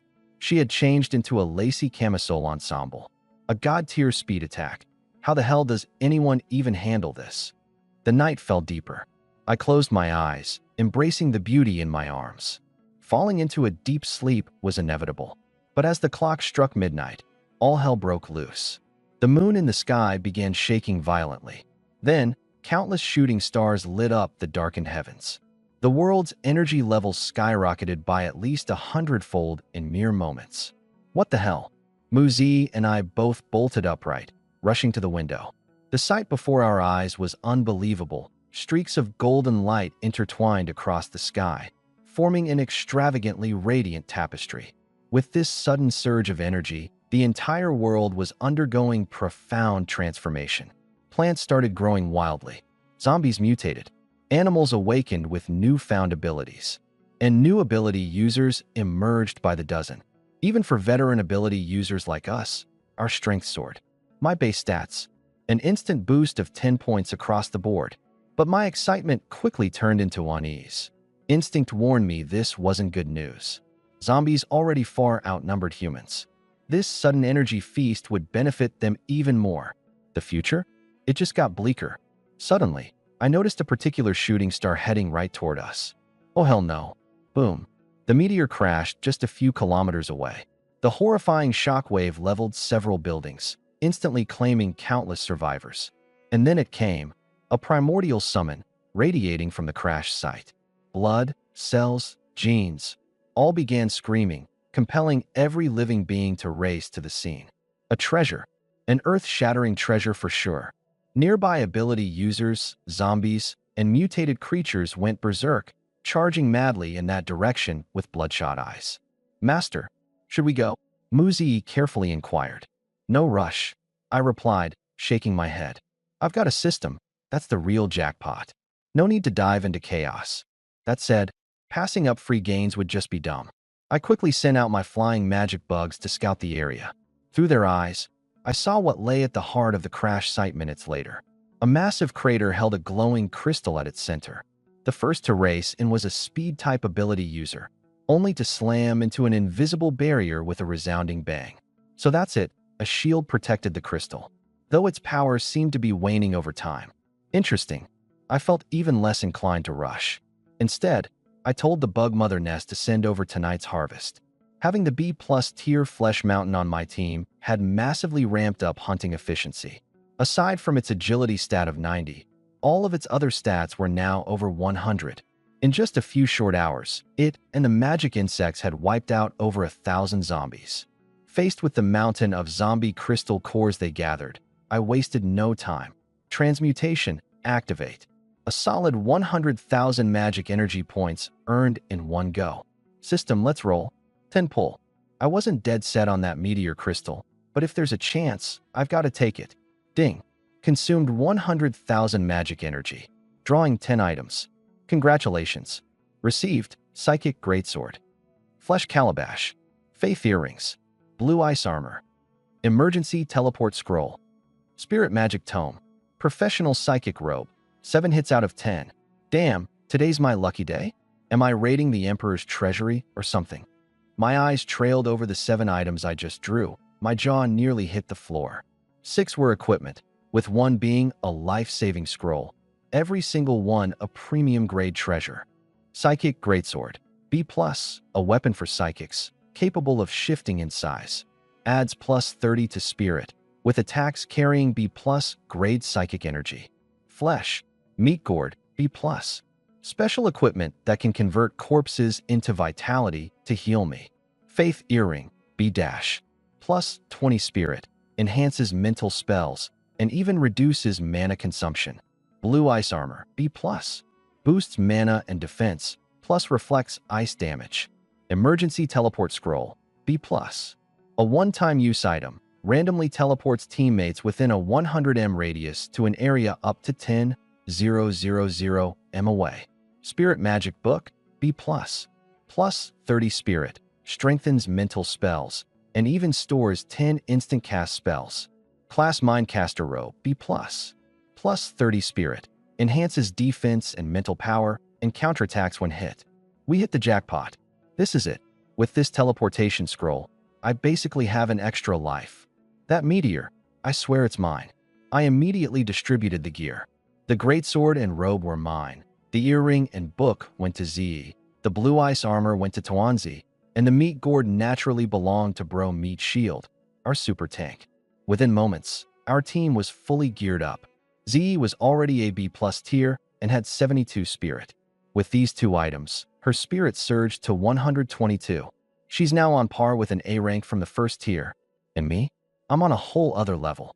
I originally had 89 spirit. Now, with the great sword and robe combined, I've reached a ridiculous 149 spirit. If I trigger my gene lock, a first-tier A rank wouldn't even come close to standing up to me. The confidence boost from this power surge felt absolutely euphoric. I let the bug scouts keep monitoring the situation over there and decided to give Xian Feishue a call. Apparently, a meteor landed in her area too, which seems to indicate that this is a global phenomenon. I advised her not to get involved. The waters over there are too deep, and it's way too dangerous for her right now. She's smart and knows her limits. She agreed without hesitation. About 10 minutes later, the barrier at the landing site seemed ready to collapse. It's time. My eyes burned with fighting intent. I summoned my psychic greatsword, pouring in psychic power. The palm-sized blade quickly expanded into a 6-meter-long greatsword. Hold on tight. I had Z, Tawanzi, and Bro Meat Shield jump onto the sword.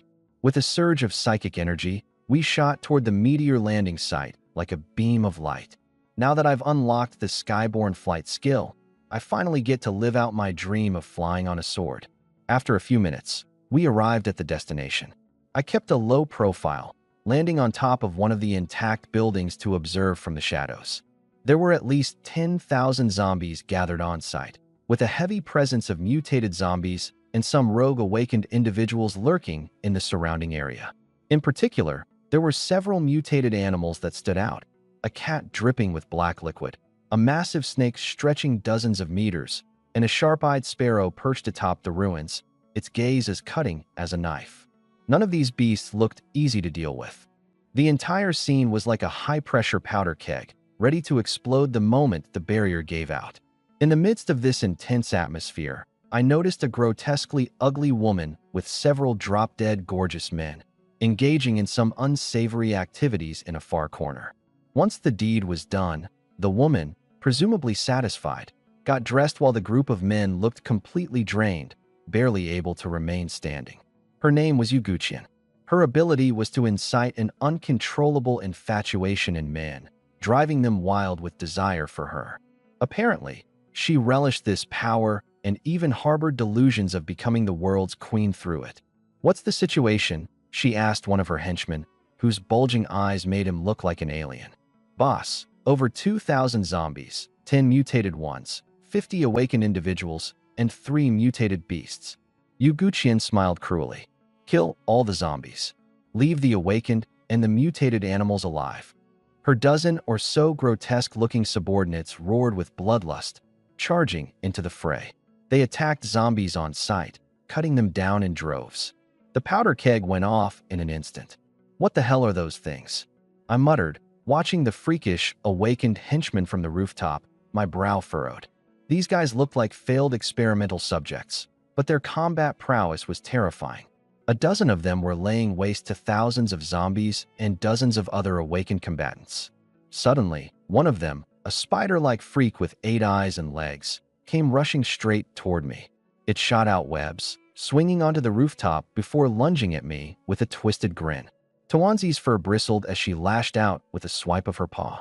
The spider mutant reacted swiftly, dodging her attack and countering by entangling her in webbing. Just as its venomous claw was about to land on Tawanzi's neck, Z's mental blast struck at the perfect moment. The spider screamed in pain, clutching its head and collapsing. Bro Meat Shield charged forward, his taunting shield coming down like a hammer. He smashed the mutant so hard the ground caved in, leaving its broken body scattered across the debris. The dumpling-like creature took the chance to break free from the webbing, letting out an enraged roar before transforming into a blurred shadow. In an instant, it had torn the spider monster's head clean off. Interesting, I muttered, looking at the spider monster's corpse as a panel popped up in front of me. Enslaved Esper remains. Tier 1 E-grade Esper, enhanced through enslavement to reach combat power comparable to a Tier 1B+. What the hell? An E-grade weakling forcibly trained into a B+? Whoever's behind this definitely has some serious tricks up their sleeve. I scanned the area, searching for the mastermind behind it all. In the meantime, the tide on the battlefield began to shift. The remaining Espers and mutated creatures, under the leadership of the Stone Giant and Black Sludge Cat, suddenly banded together for a counterattack. Within moments, the dozen or so enslaved Espers were on the back foot, getting beaten left and right. 2 of them didn't even make it. Ha ha ha, kill these monstrosities. The survivors, now with heightened morale, pressed their attack with renewed vigor. I stood by, watching coldly, without lifting a finger. I was waiting for the one who turned trash into treasure, the mastermind, to finally show themselves. After a few more of those twisted enslaved beings met their demise, a cold snort echoed across the battlefield. Pathetic fools. No sooner had the words fallen when an overwhelming aura surged forth. A short, stout figure shot out like a cannonball. With one punch, she obliterated the towering stone giant into rubble. The stone Esper coughed up blood on the spot, their face pale with panic as they hurriedly activated their abilities to trap her with pillars of stone. But the stout woman, Yugu Qian, merely sneered. Countless branches grew from her body, blooming and bearing fruit. With a thunderous boom, they all exploded. The stone pillars crumbled to dust on impact. She dashed forward like the wind, grabbing the stone Esper's face with one hand while condensing a green fruit with the other. With a casual flick, she smashed the fruit against their face. Green mist erupted, and the once imposing stone Esper didn't even let out a gasp before collapsing unconscious on the spot. This one's still useful. Bring him along. Yugu Qian ordered her underlings, who promptly began dragging him away. Her gaze swept the battlefield next. Everyone she looked at, be it human or otherwise, felt a chill run down their spine, their hair standing on end. Even the Black Sludge Cat, the strongest among them, showed visible fear before making a hasty retreat, tail between its legs.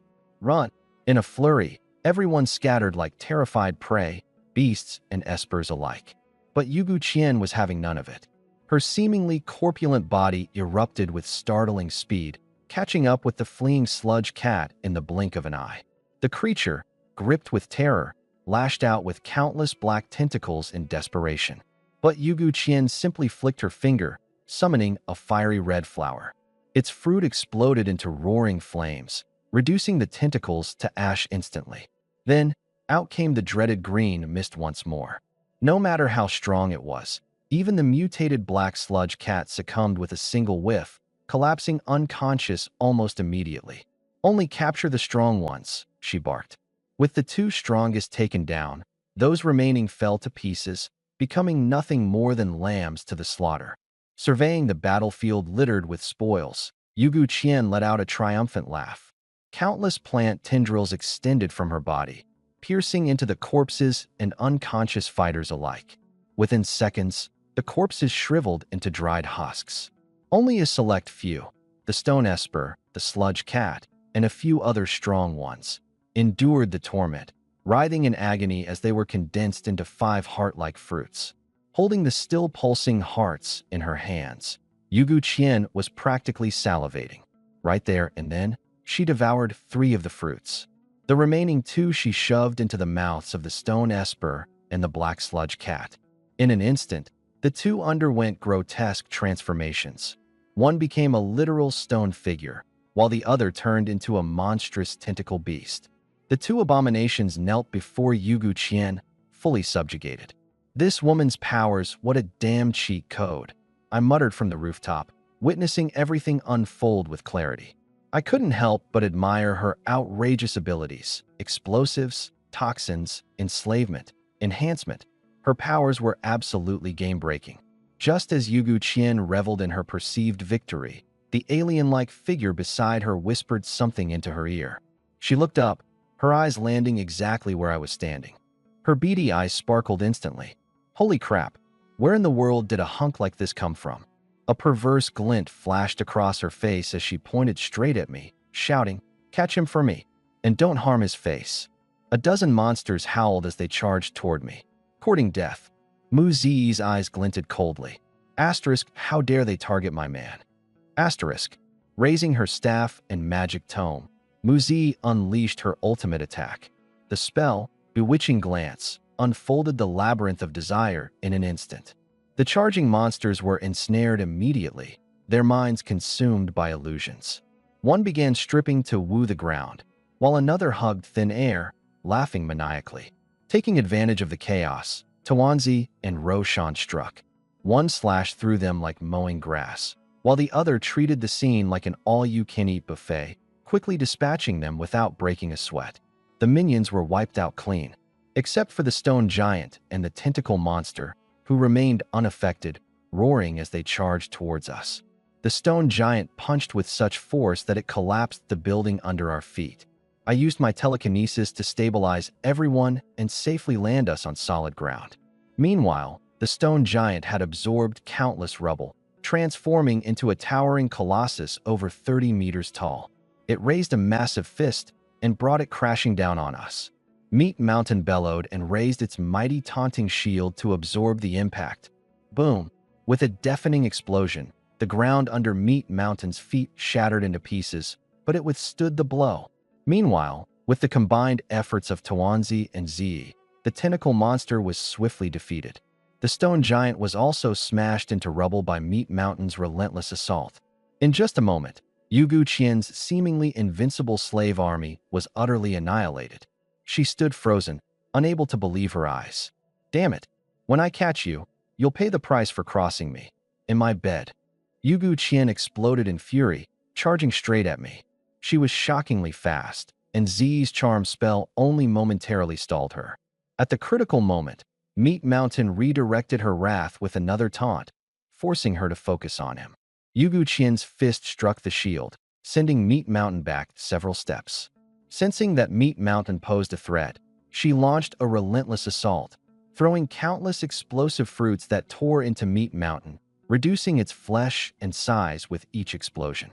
But then, the vital effects of the blood gourd activated, continuously healing Meat Mountain, keeping it alive through the onslaught. Z. Got it. Mu Zi opened her spellbook and unleashed 10 instantaneous spirit bombs. Oh. Yugu Qian let out a bone-chilling scream, clutching her head. With 122 mental power stat, plus an array of equipment and bloodline bonuses, Zi's mental attacks were far beyond what Yugu Qian could endure. Just then, Tawanzi, who had been blasted away earlier, came hurtling back. Striking while the iron was hot, Tawanzi slashed viciously and severed Yugu Qian's head with a single claw. Is it over? I looked at Yugu Qian's lifeless body on the ground, feeling a bit surprised. She was strong, yes, but not as overpowered as I had imagined. But just as I approached her corpse to investigate, a sinister turn of events unfolded. Countless tendrils emerged from Yugu Qian's corpse, connecting to the bodies of her fallen army. In an instant, they grew into a massive, grotesque, and eerily vibrant vine. Yugu Qian's severed head was lifted by the vine and reattached to her body as if nothing had happened. She stood up again. Well, handsome boy, you've got some tricks." She mimicked a villainous queen from the movies, extending a cloven hand.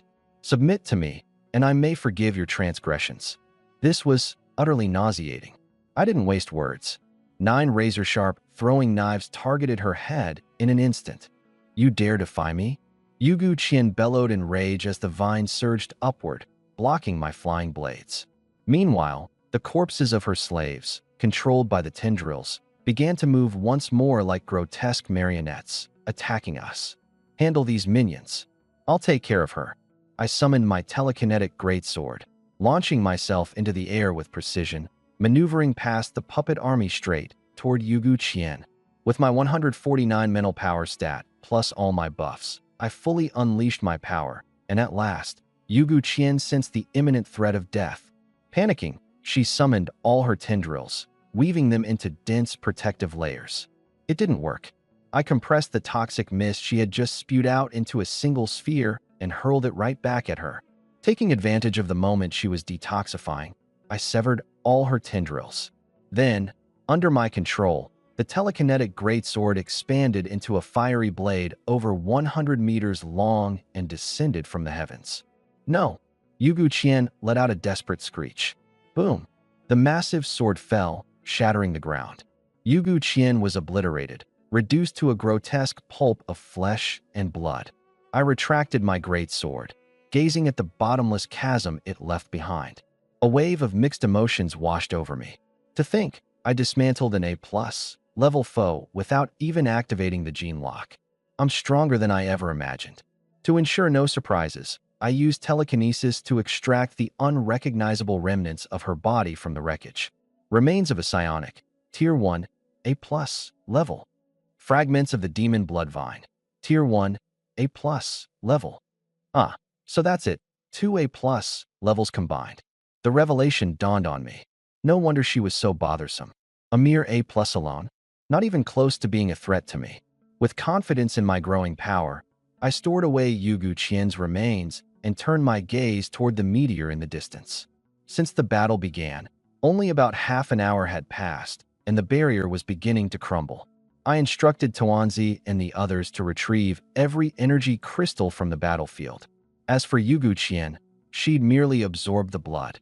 The essence of the meat and the crystal cores are still intact. Over 2,000 regular crystal cores and a dozen or so mutated ones piled up like a small mountain. If all of these were converted into magic energy, that would be over 200,000. The mutated ones could even help with breaking through to the second tier. As for the corpses of those enslaved ability users, they'll make perfect raw materials for Flesh Mountain and the mother nest of demon worms to evolve.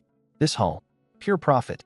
The only disappointment was not finding a suitable target to turn into a demon. While I was counting my spoils, the barrier shattered with a crack. I was about to make my move when a hand suddenly reached out from underneath the meteor, grabbed onto it, and tried to escape underground. You're looking to die, aren't you? The spoils I worked so hard for.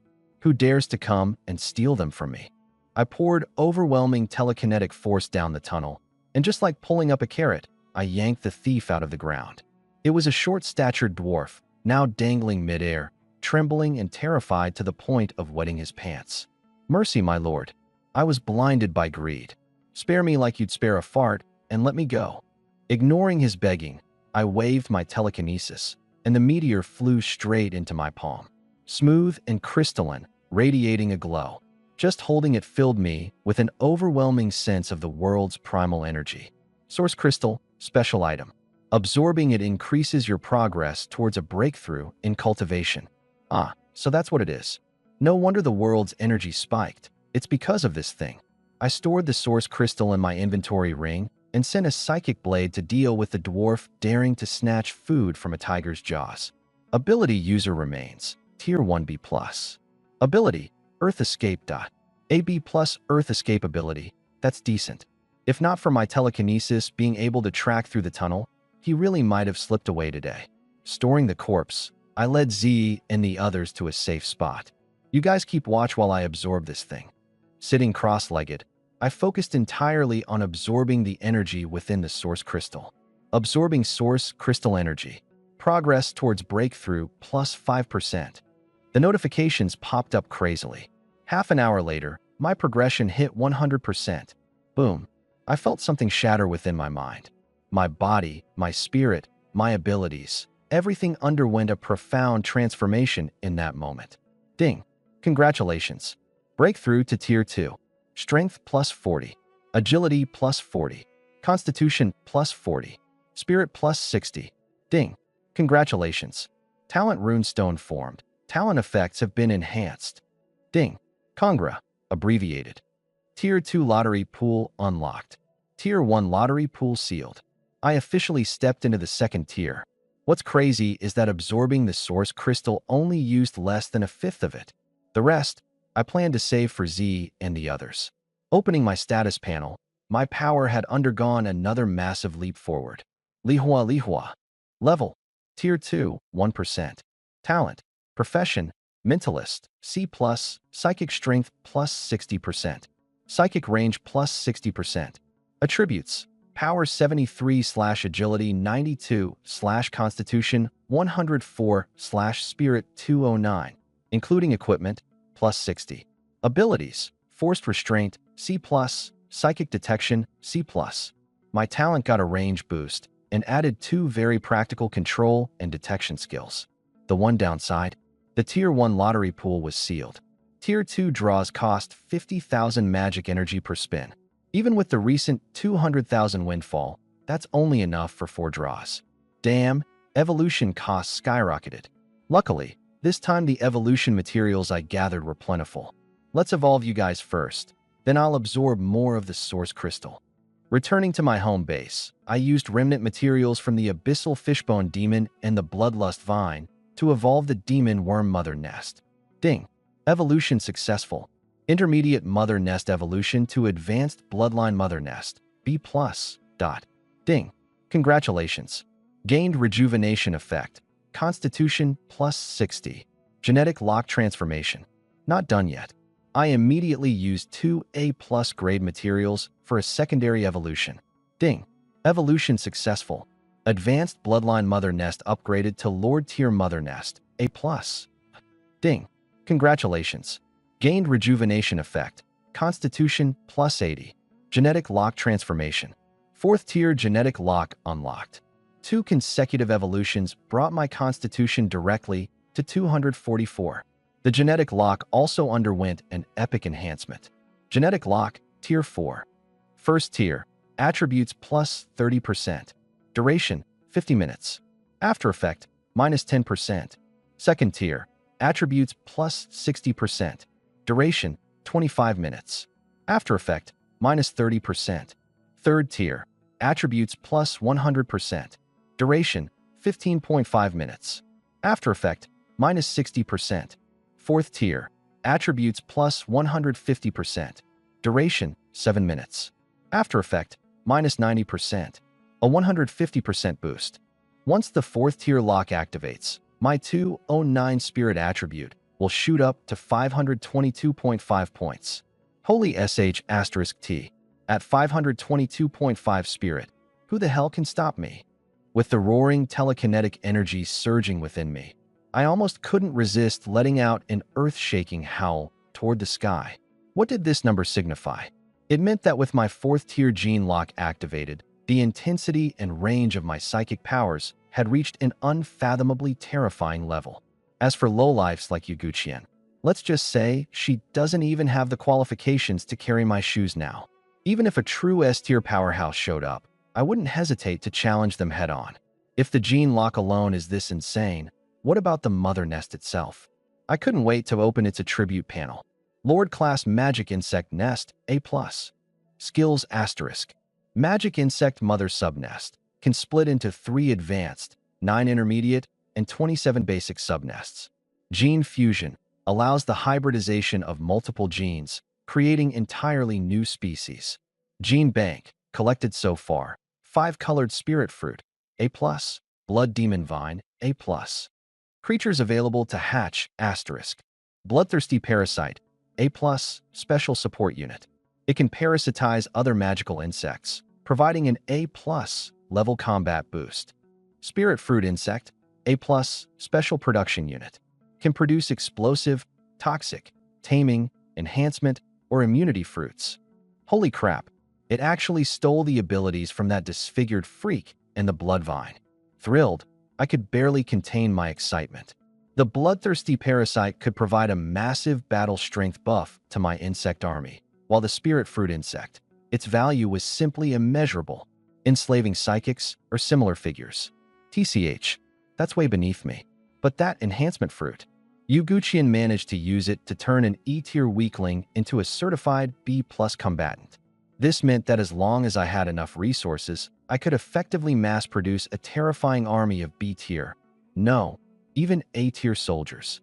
Not to mention the addition of powerful abilities like gene fusion and subnest splitting. One would let me create even more monstrous insect species, while the other would exponentially speed up both swarm production and resource gathering. This evolution was nothing short of perfection. Suppressing the excitement in my heart, I turned toward the fleshy mountain in front of me. Your turn. I threw in the necessary materials, and the mountain of flesh began to transform. A massive layer of rocky armor enveloped its surface. Thick black tendrils seeped out of every gap, and even the ground beneath it pulsed in rhythm with its heartbeat. Ding! Evolution successful. Advanced flesh-stitching monster evolved into Lord-class flesh-stitching monster. A+. Asterisk asterisk.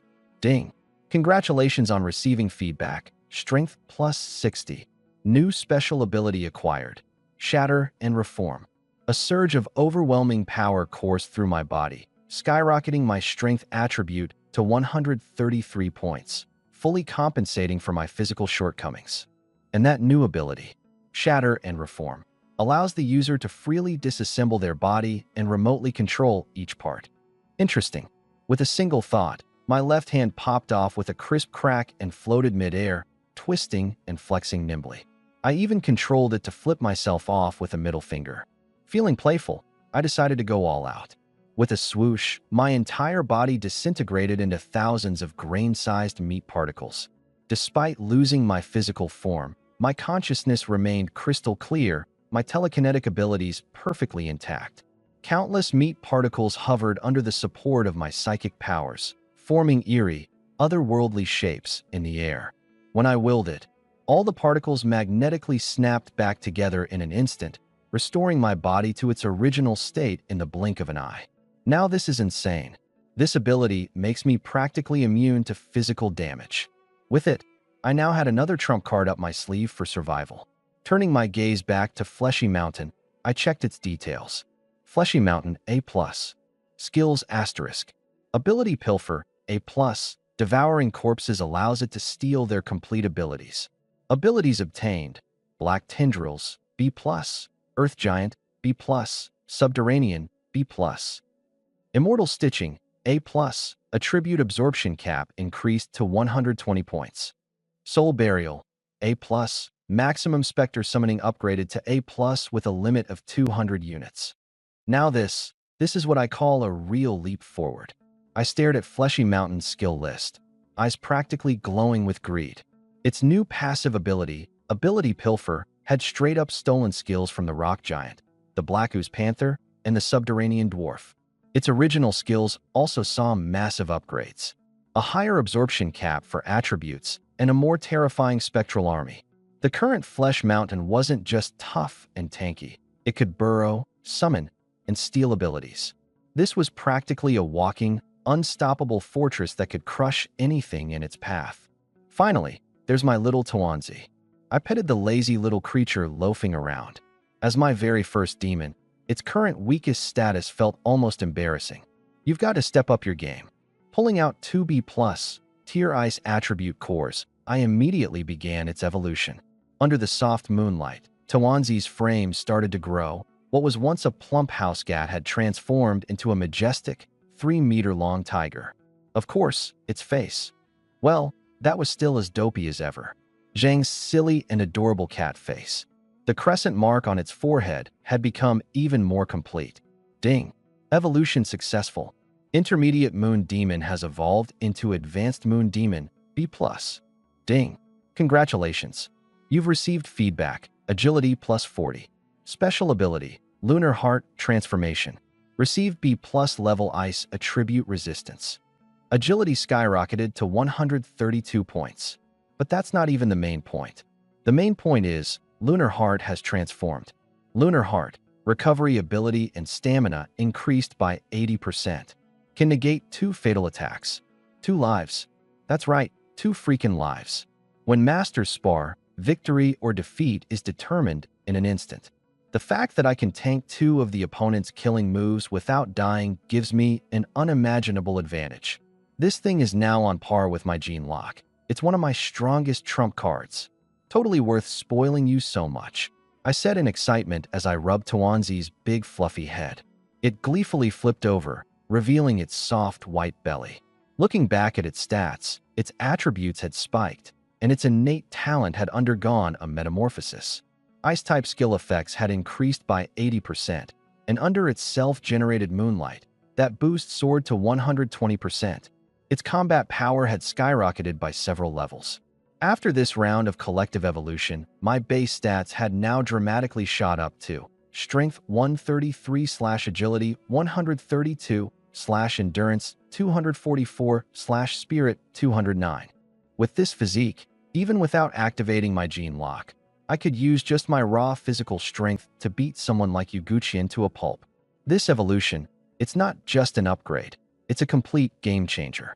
Best of all, Tawanzi has finally awakened the Moonlight Radiance environmental skill.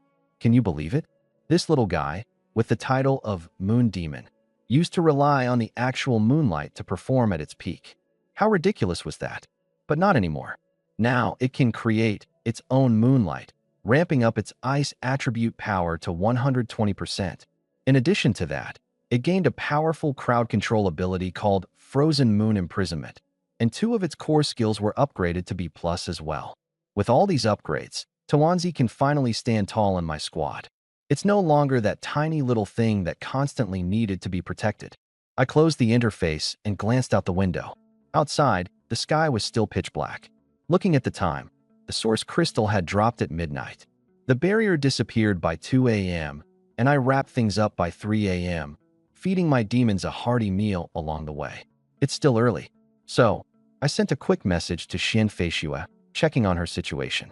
According to her, things had been just as chaotic on her side. A fierce battle broke out over a source crystal, leaving everyone battered and bruised. Eventually, a mutated zombie snatched the crystal and disappeared, its whereabouts now unknown. Thankfully, she and Yuchongyo had stayed safely in the Villa district, avoiding the conflict. She even sent me a video she secretly recorded from her balcony. Holy crap! Even several kilometers away, the scene there was like a grand fireworks display. Buildings were collapsing like toy blocks. If you didn't know better, you'd think some country had started missile drills over there. It's only been 3 days since the apocalypse, and these ability users are already causing destruction on par with heavy weaponry. Absolutely insane. But whatever. The source crystal's gone, and there's no helping it. As long as Xian Feishue is safe, that's all that matters. We chatted for a bit, and I warned her to stay cautious before putting down my phone. My gaze fell on the half-used source crystal in my hand. There was still a huge portion of energy left inside. Based on my experience, that should be more than enough to push Muzi, Tawanzi, Meat Mountain, and the Demon Bugmother Nest all to Tier 2. And even if it falls a bit short, I've got plenty of mutated zombie crystal cores to make up for the deficit. No time to waste. I decided to use the remaining hours of darkness to stage a massive group upgrade. Once all of them succeeded, my team would be fully Tier 2. In this apocalypse, that would undoubtedly put us in the first echelon, sitting pretty at the pinnacle of power. Get over here, it's feast time. I called over the 4 creatures and placed the source crystal in the center. Instantly, an overwhelming surge of life force gushed out like a floodgate had opened, pouring into their bodies. Minute by minute, time ticked away as the crystal's light dimmed further. Finally, with a soft crack, the source crystal shattered completely, turning into nothing but ash. At that precise moment, the aura surrounding all 4 exploded, simultaneously breaking through their limits. And then a symphony of system notifications rang out. Hands down the most melodious tune I've ever heard in my life. Ding! Congratulations! Subordinate Succubus Muzi has broken through to Tier 2. Rebound bonus, Strength plus 20, Agility plus 20, Endurance plus 20, Spirit plus 30. Ding! Congratulations! Subordinate Moon Demon Tawanzi has broken through to Tier 2. Rebound bonus, Strength plus 15, Agility plus 30, Endurance plus 15, Spirit plus 30. Ding! Congratulations! Subordinate Flesh-Stitched Monster Meat Mountain has broken through to Tier 2. Rebound bonus, Strength plus 30, Agility plus 5, Endurance plus. Boom. Mental Power plus 15. Congrats! Your Lord-level hive, Demonic Insect Mother Nest, has successfully leveled up to Tier 2. You've gained feedback power, Strength plus 0, Agility plus 0, Constitution plus 60, Mental Power plus 30. Holy crap! Listening to a rapid fire of ding, ding sounds going off in my head, I could feel the surge of strength throughout my entire body, and I almost couldn't resist the urge to throw my head back and roar at the sky. This round of feedback was no joke. My stats skyrocketed. Strength plus 65, agility plus 55, constitution plus 130, and mental power plus 105. Right now, my 4 stats are at absurd levels. Strength 195/agility 187/constitution 274/mental power 314. With stats like these, forget tier 2. Even that hulking brute Meat Mountain, maxing out his stats, would be eating dust behind me. Not to mention, all 4 of them managed to awaken 2 brand new bloodline skills each. Muzi got 2 crowd control god tier skills, sensory deprivation, and illusion crafting. Tuanchuan gained a dual-purpose ability, a deadly frozen specter that lets it possess and drain its target, plus a melee buff war cry. Meat Mountain, straight up overpowered, Soul Blast, enabled it to blow souls out of existence, while Flesh Regeneration turned the thing into an unkillable cockroach. As for the demonic insect Mother Nest, it's cranking out units faster than ever and even unlocked a new life-saving ability to take flight and escape. Unreal. Absolutely unreal. No exaggeration. This squad, led by me, could wipe out anything below Tier 2, Class A with ease. Even top-tier Class A enemies wouldn't necessarily pose an impossible challenge. Yuguchian, oh Yuguchian, you're just a walking treasure trove, I chuckled out loud. If it weren't for her, reaching this current level would have taken me 5 or 6 days of sweat. And here I am, in a single night, all set. Life's twists and turns sure are fascinating. With this insane power-up, it's time to set my next plan into motion. Before, I hesitated to act because I feared running into maniacs on Yuguchian's level. But now, what's there to be scared of? As long as life doesn't screw me over by dropping an SSS-tier godlike mutant in my path, the city of Luonan is mine. I can walk sideways if I feel like it. And so, my first target became clear. Xin Feishua. I'll prep everything today. We're heading out. Taking a glance out the window, I noticed the first light of dawn breaking. Without missing a beat, I issued orders to Meat Mountain and the Mother Nest to keep clearing out zombies in the vicinity. Meanwhile, I had the Mother Nest send out scouts to map out and secure the route from here to the Villa District. Sure, I'm bold, but preparations are mandatory. I've got no intention of slipping up and dying in some ditch. Taking advantage of this breather, I pulled out my phone to check on the state of the world. That crystal shower last night. Yeah, it was insane. Its impact rippled across the globe. In just one night, countless new supernaturals, mutant zombies, and horrifyingly enough, mutated creatures popped up everywhere. Truth be told, I dread those mutants far more than the zombies. Zombies, even at their worst, are limited in number. But Earth's wildlife? The sheer numbers are terrifying enough without mutations. Factor in evolution, and who knows what devastating monstrosities could emerge. Sure enough, the internet was in chaos. Holy crap, these falling crystals boosted me. I'm pretty sure I could punch out a cow right now. Strength? What's the point? We're doomed. I'm on a seaside vacation, and now there's some mountain-sized behemoth landing on the shore. Someone save me. Ha ha ha. Let the world burn. This King planet deserved to end ages ago. As I skimmed through various posts, boasts, cries for help, unhinged doomsday nonsense, I started extracting the real intel, videos of these so-called mutated creatures. By the time I finished watching, I felt a chill run down my spine.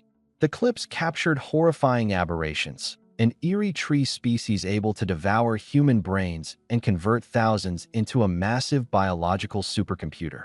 Black-colored algae that consumed everything in its path, transforming half a city into a swampy death trap. And, perhaps most terrifyingly, the behemoth from the beach, a beast hundreds of meters tall, spewing nuclear radiation like it was nothing. Each one of those monstrosities defies human comprehension. Does humanity stand a chance anymore?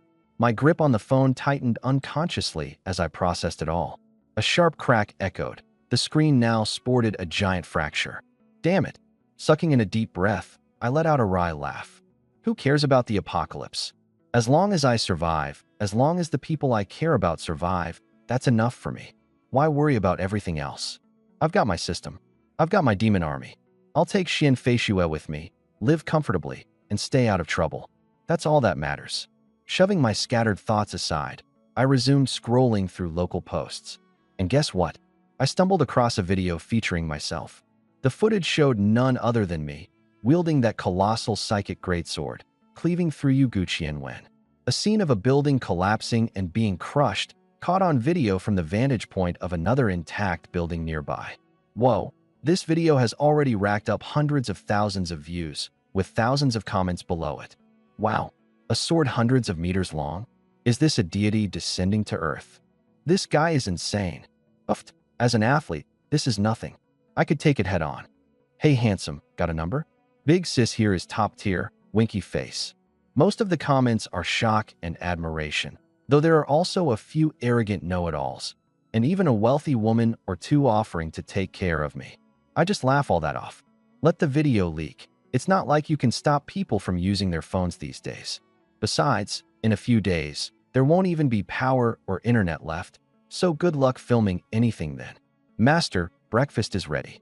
Just then, Mu Zi's gentle voice drifted from the living room. I tossed aside the covers, put my phone away, and walked out. On the table was a feast of dozens of dishes, more extravagant than a New Year's banquet. Without wasting any words, I dug in, devouring 20 servings worth of food like a storm. Thanks to my over-the-top physique with a stamina stat of over 270, all that food turned into energy the moment it hit my stomach. I patted my still flat stomach and couldn't help but joke. Am I going to turn into a bottomless pit at this rate? Honestly, it's just that regular food doesn't cut it anymore. Its energy is too minimal to keep up with my current needs.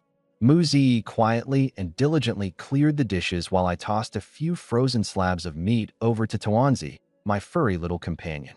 The little guy sniffed it, took a bite, and immediately made a face of pure disgust, though that didn't stop it from chomping down on the rest.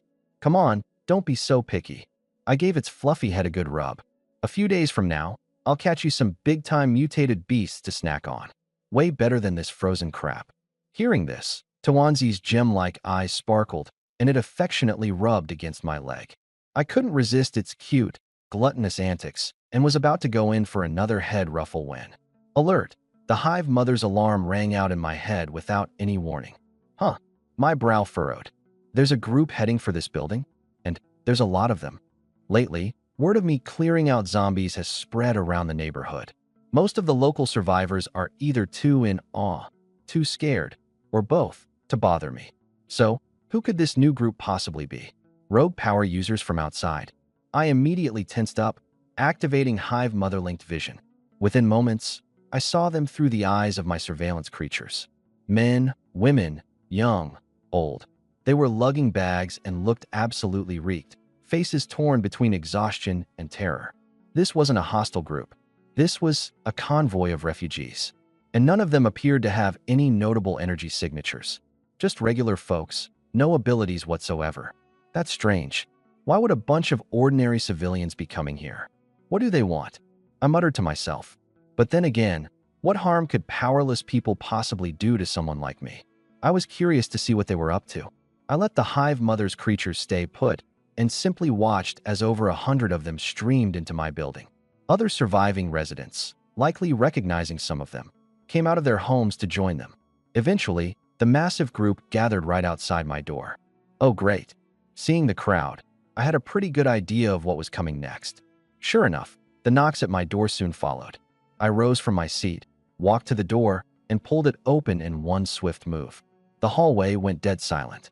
Hundreds of eyes, sharp as floodlights, locked onto me, their collective gaze practically burning holes into my very being. Desperation, hope, awe, it was all there. My expression remained neutral, frosty even, as my eyes swept coldly across their faces. What do you want? My voice carried the chill of ice, sharp and unyielding.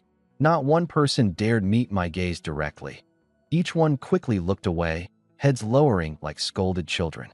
They knew full well that in a world like this, someone with power like mine could crush them easier than snapping a twig. Finally, an old man stepped forward. Young hero, he spoke in a soft, affable tone, giving off the air of a kindly elder. My name is Yuan Yaman. The guy's polished outfit and reeks of experienced demeanor screamed, "Long-time official from the system." You could tell from a mile away.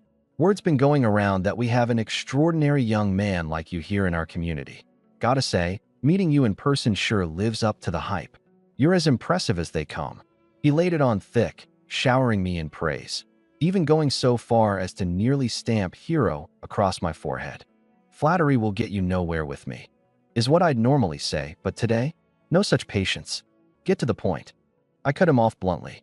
Yuan Yaman's smile froze for a moment before quickly recovering, slipping back to its original warmth. This guy clearly wasn't new to the game. Hold on, Kid Hero, no need to rush. We're here today to bring you some big news. The older man paused, clearly expecting me to take the bait and ask what it was. When I didn't say a word, he had no choice but to push on. We've all come to a unanimous decision. We want you to become the leader of our community. That's right, all 100 or so of us, from this moment on, are ready to follow your orders. He said it so proudly, as if he'd just handed me the keys to the kingdom, like it was the greatest gift in the world. I scoffed internally. It became crystal clear to me then. This geezer had been secretly watching me for the past 3 days. No doubt he saw me eliminate Duan Shua the scumbag and clean out the zombies in this area. In his eyes, that must have been enough to slap the good guy label on my forehead. What a joke. Did he think I was the kind of naive fool who'd jump at a couple of compliments and let them slap some golden title on me? They were trying to tie me up with the ropes of morality to turn me into their free bodyguard so they could sit back, relax, and reap the benefits. Real smooth, old man. Really playing the game like a pro. Seeing that I didn't respond, Yuan Yaman assumed his little speech had won me over. He turned to the crowd gathered behind him and threw his arms into the air. What do you all say? Isn't this brave young hero the perfect choice to be our leader? As soon as the words were out of his mouth, a deafening wave of agreement roared through the crowd. Yes, Big Bro is so strong. He's even cooler than the superheroes in movies. He should lead us and keep us safe. With a hero like him around, zombies are nothing to worry about. I'm in. In times like these, we need unity. I support him as our leader. One by one, voices chimed in, and they all looked at me with these hopeful, desperate eyes. Kids with innocence still glistening in theirs, elders casting weary, weathered gazes. It was a perfect script to guilt-trip someone into submission. A weaker-willed person might have caved right then and there, might have felt their hearts soften and agreed out of sheer pity. But not me. Not Liamo. I've never claimed to be a good person. It's not that I look down on good people. It's just that I know the truth. In a world where order has collapsed, morality is nothing but a noose. One that'll strangle you to death if you're not careful. Having seen through their little charade, I let out a dry chuckle. I glanced at them and deliberately took my time before asking with a smirk. If I protect you, what do I get in return? The crowd fell silent, so quiet you could have heard a pin drop. What? Talking about benefits? A hero isn't supposed to talk about benefits. It was clear this wasn't the response they were expecting. This wasn't the way the story was supposed to go. Yuan's expression darkened immediately.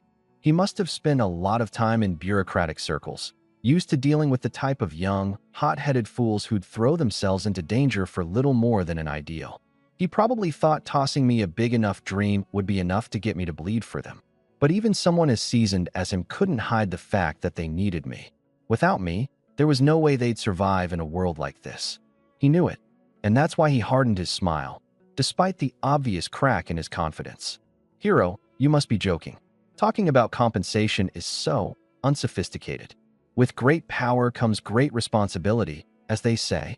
As the most capable among us, you have a duty to protect us. At that, I almost laughed loudly. All right, I said finally, scanning the group. I'll ask you 2 questions. If you can give me the right answers, I'll take the position. Of course. Ask away, young hero. Yuan practically lit up like a Christmas tree. He thought he had me. First, I said, my tone sharp. How many of you can take on 3 zombies at the same time, alone? Dead silence. All right. Second question. I stepped forward slightly, a cold smile creeping onto my face. If you can't kill zombies, which of you is willing to act as bait? When the time comes, who's volunteering to lead the horde away so I have a chance to clear those creatures? The moment the words left my mouth, the crowd broke. It was like dropping a grenade in their midst. Why should we be the bait? Are you insane? Our lives matter too. You selfish bastard. The hallway filled with angry, panicked shouts, each one uglier than the last. It was like standing in the middle of a swarm of buzzing flies. I couldn't be bothered to argue with them anymore. One thought was all it took, and with a soft whoosh, 9 blades of pure steel erupted from my side, slicing through the crowd with deadly precision. Silver streaks flashed through the air before. Thud, thud, thud. 3 loud thumps echoed as a few heads landed, blood spraying up like macabre fountains. Screams died mid-sentence. Faces froze in terror. Peace. At last. I called my blades back, the metal still glinting under the dim light, completely untouched by the blood they'd just spilled. I scanned the crowd, my voice cold. You can't kill zombies. You're not willing to act as bait. So tell me, what value do you even bring to me? Yuan stammered, trembling as his mouth opened and closed uselessly. He tried to come up with a response, but before he could come up with anything to say, another flash of steel cut through the air. This time, the blade hit dead center, the space between his eyebrows. Yuan's lifeless body crumpled to the ground. I looked back at the group, my gaze ice cold as their faces warped with fear. Maybe you all don't get it yet, I said. It's the apocalypse. There are no laws, no rules, no order. Which means if I kill every last one of you, no one will stop me. With that, I turned my back on them and slammed my door shut behind me. The moment it clicked closed, a surge of dark, writhing creatures burst through the hallway, consuming everything in their path. Their screams were brief and blood-curdling, but they didn't last long. After only a few minutes, it all came to an abrupt halt. The moment I opened the door again, the hallway was spotless, as if nothing had ever happened. Dealing with a group of potential trouble, just a flick of the finger for me. Now that those pesky flies were taken care of, it was time to get back to business. Before embarking on a journey to find Xian Fei Shui, I needed to level up first. After breaking through to Tier 2, the Tier 1 lottery pool had been locked for me. The Tier 2 pool, on the other hand, was downright daylight robbery. A single B grade draw cost 50,000 mana, and going for an A grade? A whopping 500,000. Last night's fish stock incident netted me 200,000, and Meat Mountain and the Demon Worm Nest brought back another 100,000 this morning. Altogether, 300,000. Without overthinking, I decided to go all in and draw 6 Tier 2 B grade items. Go big or go home, right? System, give me the goods. In an instant, my 300,000 mana was completely drained. A series of notification sounds rang in my head. Ding. Consumed 300,000 mana to draw 6 items from the Tier 2 B grade lottery pool. Congratulations. You won. Thank you for participating. Beast Pouch, Tier 2 Advanced Demon Detector. Thank you for participating. Succubus Tail and Silk Gloves. Damn, earning feels like eating dirt, but spending, it's like unleashing a torrential flood. I stared at my now empty mana reserve, feeling a little heartache. But overall, not bad. Out of 6 draws, I got 4 items, not too unlucky. Rubbing my hands in eager anticipation, I opened the item descriptions to check their stats. Beast Pouch, Tier 2B+, Special Spatial Item, capable of storing living creatures. Tier 2 Advanced Demon Detector, Tier 2B, Special Item, can detect entities with potential to transform into demons within a radius of 3,000 meters. Succubus Tail, Tier 2B, Life Material, Evolution Material for Muzi, increases evolution progress by 20%. Silk Gloves, Tier 2B+, Mage Equipment, adds 800 magic points, boosts casting speed, and reduces mana consumption. Such treasures. All of them are top-notch. My earlier feeling of regret evaporated instantly, and I couldn't stop grinning. The one that excited me the most, without a doubt, was the Tier 2 Advanced Demon Detector. The old scrap detector could barely reach 100 meters, making it as good as useless most of the time. But this one, a range of 3,000 meters. That's 30 times the range, which means my efficiency in finding new demons has just skyrocketed. And demons are my foundation. The more demons I have, the stronger I get. This little gadget, priceless to me. Second in line was the Beast Pouch, capable of storing living creatures. This perfectly resolves the issue of the cumbersome demon worm nest. Now, I can carry it wherever I go with ease. As for the remaining 2 items, the succubus tail will serve as a snack for Muzi, and those silk gloves are just perfect for her, bolstering her combat effectiveness overall. Flawless, absolutely flawless. I handed the gloves to Muzi before pulling out the beast pouch and waving it at the hulking form of the demon worm nest. In you go. With a flash of light, the nest, easily weighing tens of tons, was instantly swallowed into the pouch. Now, it was as light as air in my hand, as if I wasn't carrying anything at all. Done. Let's move. Fully equipped, I led Muzi, Tawanzi, and Meat Mountain away from the neighborhood we'd stayed in for the past few days, heading straight for the villa where Xian Fei Shui was located. Thanks to the demon worm army scouting the way ahead, our journey was astonishingly smooth. Not only did we avoid any trouble, but we also wiped out over 1,000 zombies along the way, scoring us a bit of extra loot.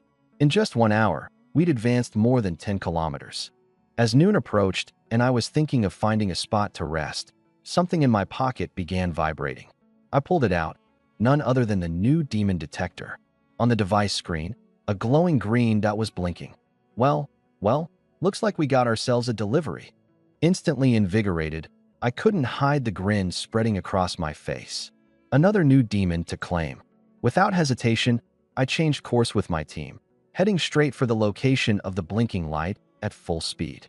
Meanwhile, elsewhere, inside a survivor camp, a delicate-looking young girl clutched her brother's bloodied stomach, with tears brimming in her eyes and determination set on her face. "Brother, hang on. I'll heal you. I'm not letting you die." Her palms glowed faintly green as a basin-sized wound on her brother's abdomen began to regenerate new flesh at an incredible speed. But then, suddenly, a dark, sinister energy manifested over the wound, instantly consuming the freshly regenerated flesh. Her healing efforts entirely nullified. The towering man's face grew increasingly pale, on the brink of death. No. The girl's tears flowed freely as her heart ripped apart in anguish. Her name was Chi Siyu, and her brother's name was Chi Sishan. When the apocalypse struck, the siblings both awakened abilities, Chi Siyu gaining healing powers, while Chi Sishan became a warrior. Together, they quickly built a survivor group of over 1,000 people. Team. They never could have imagined they'd meet their demise here, at the hands of such a terrifying enemy. Unfortunately, the good times didn't last long. Last night's source crystal rainstorm, Chi Sishan risked his life to grab a piece of it, only to be betrayed by people from his own base shortly after. Those bastards ganged up on him together. To protect his younger sister, Chi Sishan fought his way through in a bloodbath and escaped to this place. But now, it's clear he can't hold on much longer. "See you? Take this stone and run." Chi Sishan, barely clinging to life, trembled as he fumbled the piece of source crystal out of his pocket and shoved it into his sister's hands. "Absorb it. That's your only chance to survive." "Big brother." Tears cascaded down Chi Siu's cheeks, her voice choked with heartbreak. Seeing his sister crying like that, Chi Sishan's heart ached as if cut by knives. He regretted it, regretted trusting others so easily back then. And now, he had to leave his sister alone in this cannibalistic apocalypse. How could he rest easy like this? "Sue, remember what I've said." With his bloodied hand gently resting against her face, he mustered his final ounce of strength. "When the time comes for ruthlessness, you must learn to be ruthless." As soon as those words fell, his hand dropped lifelessly, and his heart ceased to beat. "Brother." Chi Siu broke down entirely, collapsing onto her brother's cold, lifeless body, crying her heart out. But in the apocalypse, tears were the most worthless thing. She hadn't cried for long before several figures caught up with her. "Huh. Good work, hyena. You really sniffed them out hiding here." Chi Siu snapped her head up, glaring at the door. 3 familiar figures blocked the entryway. These were the ones who'd cornered her brother the night before. Hatred burned fiercely in her eyes, flames licking at her heart. "Chi Siu, your brother's dead. Be smart and hand over the goods," one man said, his face full of mockery. The second man, however, leered unabashedly at her, his gaze crawling over her body like a venomous snake. "Hot damn, this girl's fine. Chi Siu, if you behave, we might even let you off with less pain tonight. Do you idiots have a death wish?" The only woman in the group spat at them, her disgust plain. She's the one Boss Chung specifically asked for. You dare touch her? The names Boss Chung sent a visible shiver through the two men, though their crude words didn't stop flowing. Bah, what's the big deal about talking, huh? At worst. Heh, maybe sneak in a quick feel. Every filthy word felt like knives slicing into Chi Cu's heart. She wanted nothing more than to rip them apart, piece by bloody piece. But she was a healer. There was no way she could win against them. Big bro, wait for me. I'll come join you soon, she thought, resignation sinking in. She wasn't naive. She knew full well what kind of ending awaited a pretty woman like her in the hands of those beasts. But just as she steeled herself to fight to the bitter end, several shadows entered the cramped room unexpectedly. At the forefront was me. Those three guys stiffened the moment they saw us, especially when their eyes caught sight of mountain of flesh and dumpling, my two companions. They looked as if they'd just seen ghosts. Holding my detector, the green blip on its screen locked precisely onto Chi Cu. I scanned her briefly, then took note of the still warm corpse lying at her feet. It didn't take a genius to piece together the situation. Another tragic cliché of betrayal and greed in the apocalypse. It played out like clockwork every damn day. Without wasting time, I looked towards the tear-streaked girl and asked directly, "Do you want to kill them?" Chi Cu froze, stunned. She glanced at me, then at the fierce pets looming behind me, and, after a moment of hesitation, nodded heavily. At that instant, terror gripped the three offenders like a vice. A bone-chilling fear shot straight from their feet to their heads. Run! Their reflexes were sharp. One morphed into a hyena, another rode the force of a sudden gale, and the last smashed through the wall in a desperate bid to scatter and flee. Sadly for them, it was all futile in my presence. They hadn't even made it a few steps before an invisible, yet overwhelming force pinned them down. My telekinesis compressed them from every direction with the unyielding pressure of hydraulic machinery. Their shrill screams only lasted a heartbeat. A single snap later, their bodies burst into the air like balloons of viscera, exploding into grisly clouds of blood mist. Chi Cu stared in disbelief at the carnage before her. Her jaw nearly hit the floor. Those three were still considered powered individuals, after all, and they were obliterated like mere ants? Having swiftly dealt with the trash, I turned to face Chi Cu. Our gazes locked. It was only then that she began to really examine her so-called savior. First impression? Handsome. Almost unnaturally, otherworldly handsome. A second-tier B-plus charisma attribute wasn't something to scoff at, and right now, with this face of mine, I could probably travel back to ancient times. It wouldn't even be an exaggeration to be worshipped as a deity. This allure naturally gave me a head start with her goodwill. Of course, she's not naive enough to become infatuated. My thunderous display earlier made it clear. I am an extremely dangerous individual. Who's this? I broke the silence by nodding toward the body on the ground. My brother, sadness echoed in her voice. Ability user remnant, tier 1A+. Note, too low level to be used as evolutionary material. The ones who killed your brother weren't those useless grunts, I remarked indifferently. A tier 1A+ combatant couldn't have been taken down by those pieces of trash earlier. My brother was ambushed. The hatred in her eyes deepened. I nodded, leaned in closer, meeting her eyes directly. Do you want revenge? Chi Cu froze again. She couldn't understand why I would help her. She knew better than to believe a free lunch would just fall into her lap. What do you want me to do? A smart woman indeed. Sharp-minded. I smirked. Pledge allegiance to me. As long as you are willing to be under my command, I will grant you the power to personally avenge your brother. Allegiance, something clicked in her mind, and her face flushed crimson. Still, she shook her head and glanced at her brother's body. My brother would never allow me to seek revenge in this way. Principled. I like that. I nodded approvingly, though principles don't amount to anything in the apocalypse. I reached out, lifted her chin, and said coldly, "Give in willingly, and I'll help you. Refuse, and I'll knock you out and do it anyway. That's faster." You, she gasped, too angry to find the right words, probably not having encountered someone as brazen and audacious as I am. But this is the apocalypse, survival of the fittest, the strong devour the weak. Against me, she didn't even have the luxury of choosing death. Tears began to fall from the corners of her eyes. In the end, desperation overcame her, and she gave a slight nod. I submit. Good. Sure, I could have simply knocked her out and forcibly converted her, but she's still a person. A little respect avoids leaving psychological scars. Suicidal thoughts aren't great for productivity. System, initiate conversion. Ding. Converting Chi Cu into a demon will cost 10,000 demonic energy. Proceed. Proceed. 10,000 demonic energy, small change. In an instant, a peculiar force enveloped Chi Cu. Her body began to undergo dramatic transformations. Two sharp fangs grew from her mouth. Her black irises shifted into an eerie crimson, and a faintly bloodthirsty aura radiated from her. Even Tuanzi arched his back warily. Ding. Conversion complete. Congratulations on contracting a demon. Vampire Noble, Tier 1B+. This is... Chi Cu was stunned as she felt the surging newfound strength within her, an earth-shattering change. She looked up at me, overwhelmed. The contract's power instilled a natural respect and reverence for me.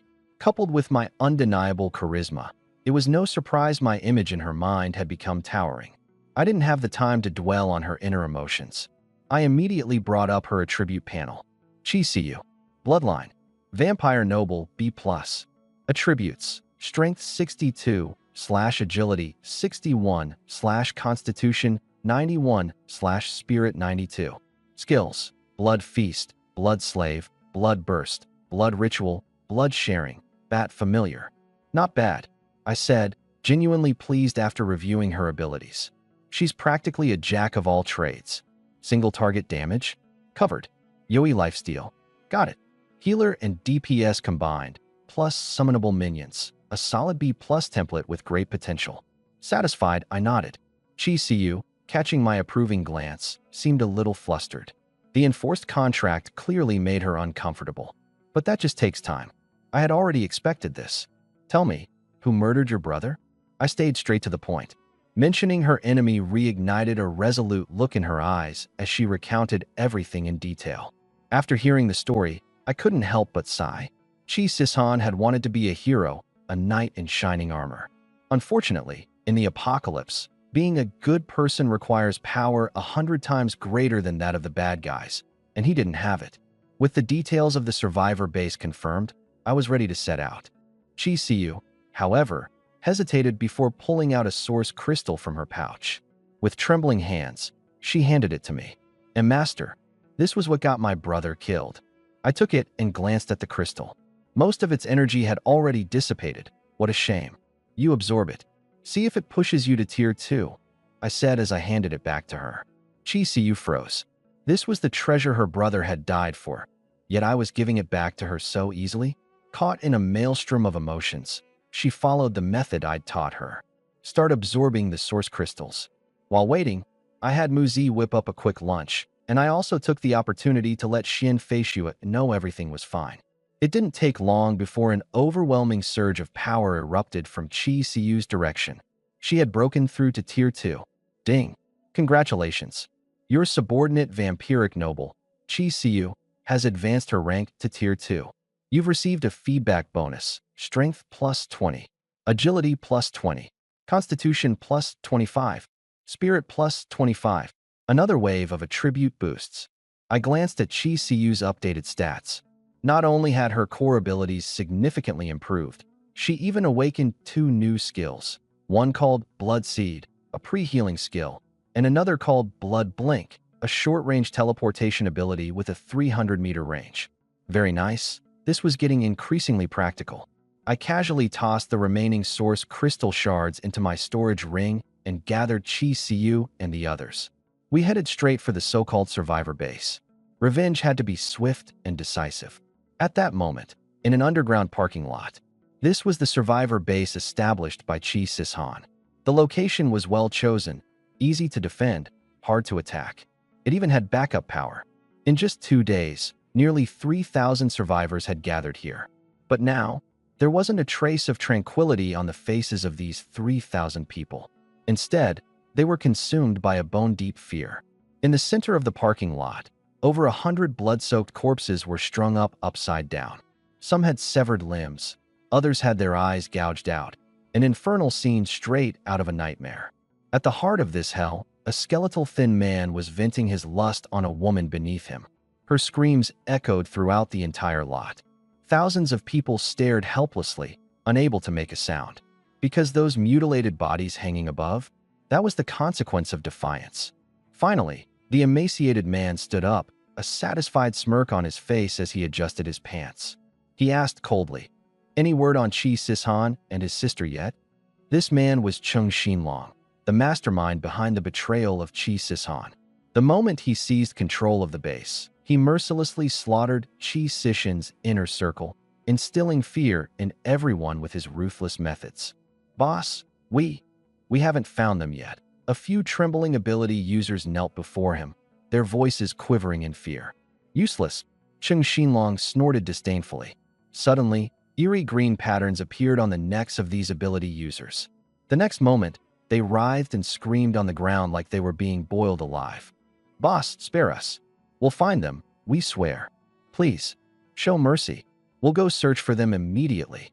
A twisted look of pleasure crossed Chung Xinlong's face as he watched their suffering. He had long used a dark curse to exert absolute control over all the ability users in the base. Everyone except Chi Siyu herself. He had been biding his time, waiting for the perfect moment. Finally, last night, he struck when Chi Sishan was preoccupied battling a powerful enemy, delivering a fatal blow from the shadows. That idiot Chi Sishan, dreaming of being some kind of saint in this apocalypse. Chung Xinlong sneered while toying with the woman at his feet. Such a shame about Chi Siyu. What a little gem she was. Standing up, he ascended a makeshift platform fashioned from cars and wooden planks. From his makeshift throne, he looked down at the cowering survivors like insects beneath his feet. With a sneer, he declared his new rules. "Anyone who dares oppose me, dead. Anyone who disobeys orders, dead. And anyone else, dead." Each word, dripping with malice, hung in the air like a funeral toll, chilling every soul present. But just as Chung Xinlong was reveling in his authority, boom, an ear-splitting explosion shattered the calm. As the parking lot's entrance was blown open, a blaze of blinding sunlight piercing through the darkness. We stepped into the light, cutting through the shadows. "Who's there?" Chung Xinlong squinted suspiciously at the sudden intrusion. When his eyes landed on us, he froze. "Chi Siyu." Scanning around frantically, he quickly noticed the absence of Chi Sishan. "Chi Siyu, your brother. He's probably dead out there somewhere, isn't he?" Chung Xinlong sneered menacingly, testing the waters. Chi Siyu's only response was a glare brimming with murderous intent. "I came here to kill you." Before her words had even fully settled, she moved. A streak of blood-red light flashed through the air as Chi Siyu transformed into a deadly blur, materializing before Chung Xinlong in the blink of an eye. So fast, Chung Xinlong exclaimed in panic, attempting to dodge, but he was a fraction too slow. Rip! A sickening tear resounded as Chi Siyu's hands wrenched one of his arms completely off. "Eh!" Chung Xinlong bellowed in agony, clutching at his gushing wound. "What are you all standing around for? Kill them!" He roared at the cursed ability users. Helpless and terrified, they had no choice but to charge forward. "Die!" With cold, unyielding eyes, Chi Siyu summoned her blood-burst ability. One by one, the attackers swelled grotesquely as their bodies reached a tipping point. Then boom, boom, boom. Asterisk erupted into explosions of blood mist, painting the air crimson. The terrifying spectacle left Chung Xinlong dumbfounded. This was no longer the timid girl who had clung to her brother for protection just the day before. "Little lamb behind my brother? Please, please don't kill me." He collapsed to the ground, snot and tears streaming down his face as he begged for mercy. "I just want to live." However, the moment Chi Siyu came closer, he suddenly sprang up. "Stupid woman, die already." A ferocious green ghostly head shot straight for Chi Siyu's chest. But she was ready for him. Her body dissolved into a pool of blood and vanished into thin air, reappearing behind him just a second later. Blood burst. "No!" Chung Xinlong barely had time to scream before he felt every drop of blood in his body boil. His entire body inflated like a balloon, and then boom. He exploded. "Brother, I avenged you," Chi Siyu said, tears streaming down her face. "He's not dead yet," I said flatly, a flying blade shooting out from my hand and piercing the shoulder of one of the survivors in the crowd with pinpoint accuracy. "How did you figure it out?" the man shouted in terror. Cheng Xinlong's ability was tricky. He could possess others. But unfortunately for him, his pathetic little tricks were transparent under the scrutiny of my mental powers. Realizing what was happening, Qi Xiu quickly unleashed another blood burst. But Cheng Xinlong's soul transferred to another body once again. Ha! He gave up pretending altogether, letting out a deranged laugh. "Go ahead. Kill me. I've marked every single person here. Come on. I dare you. Kill them all. I want to see how far Qi Xishan's saintly little sister will go. How ruthless she can be."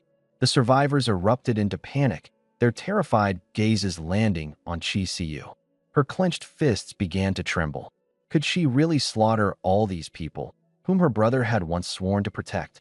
The thought alone was more painful than death. "Ha ha, I knew it. You don't have it in you."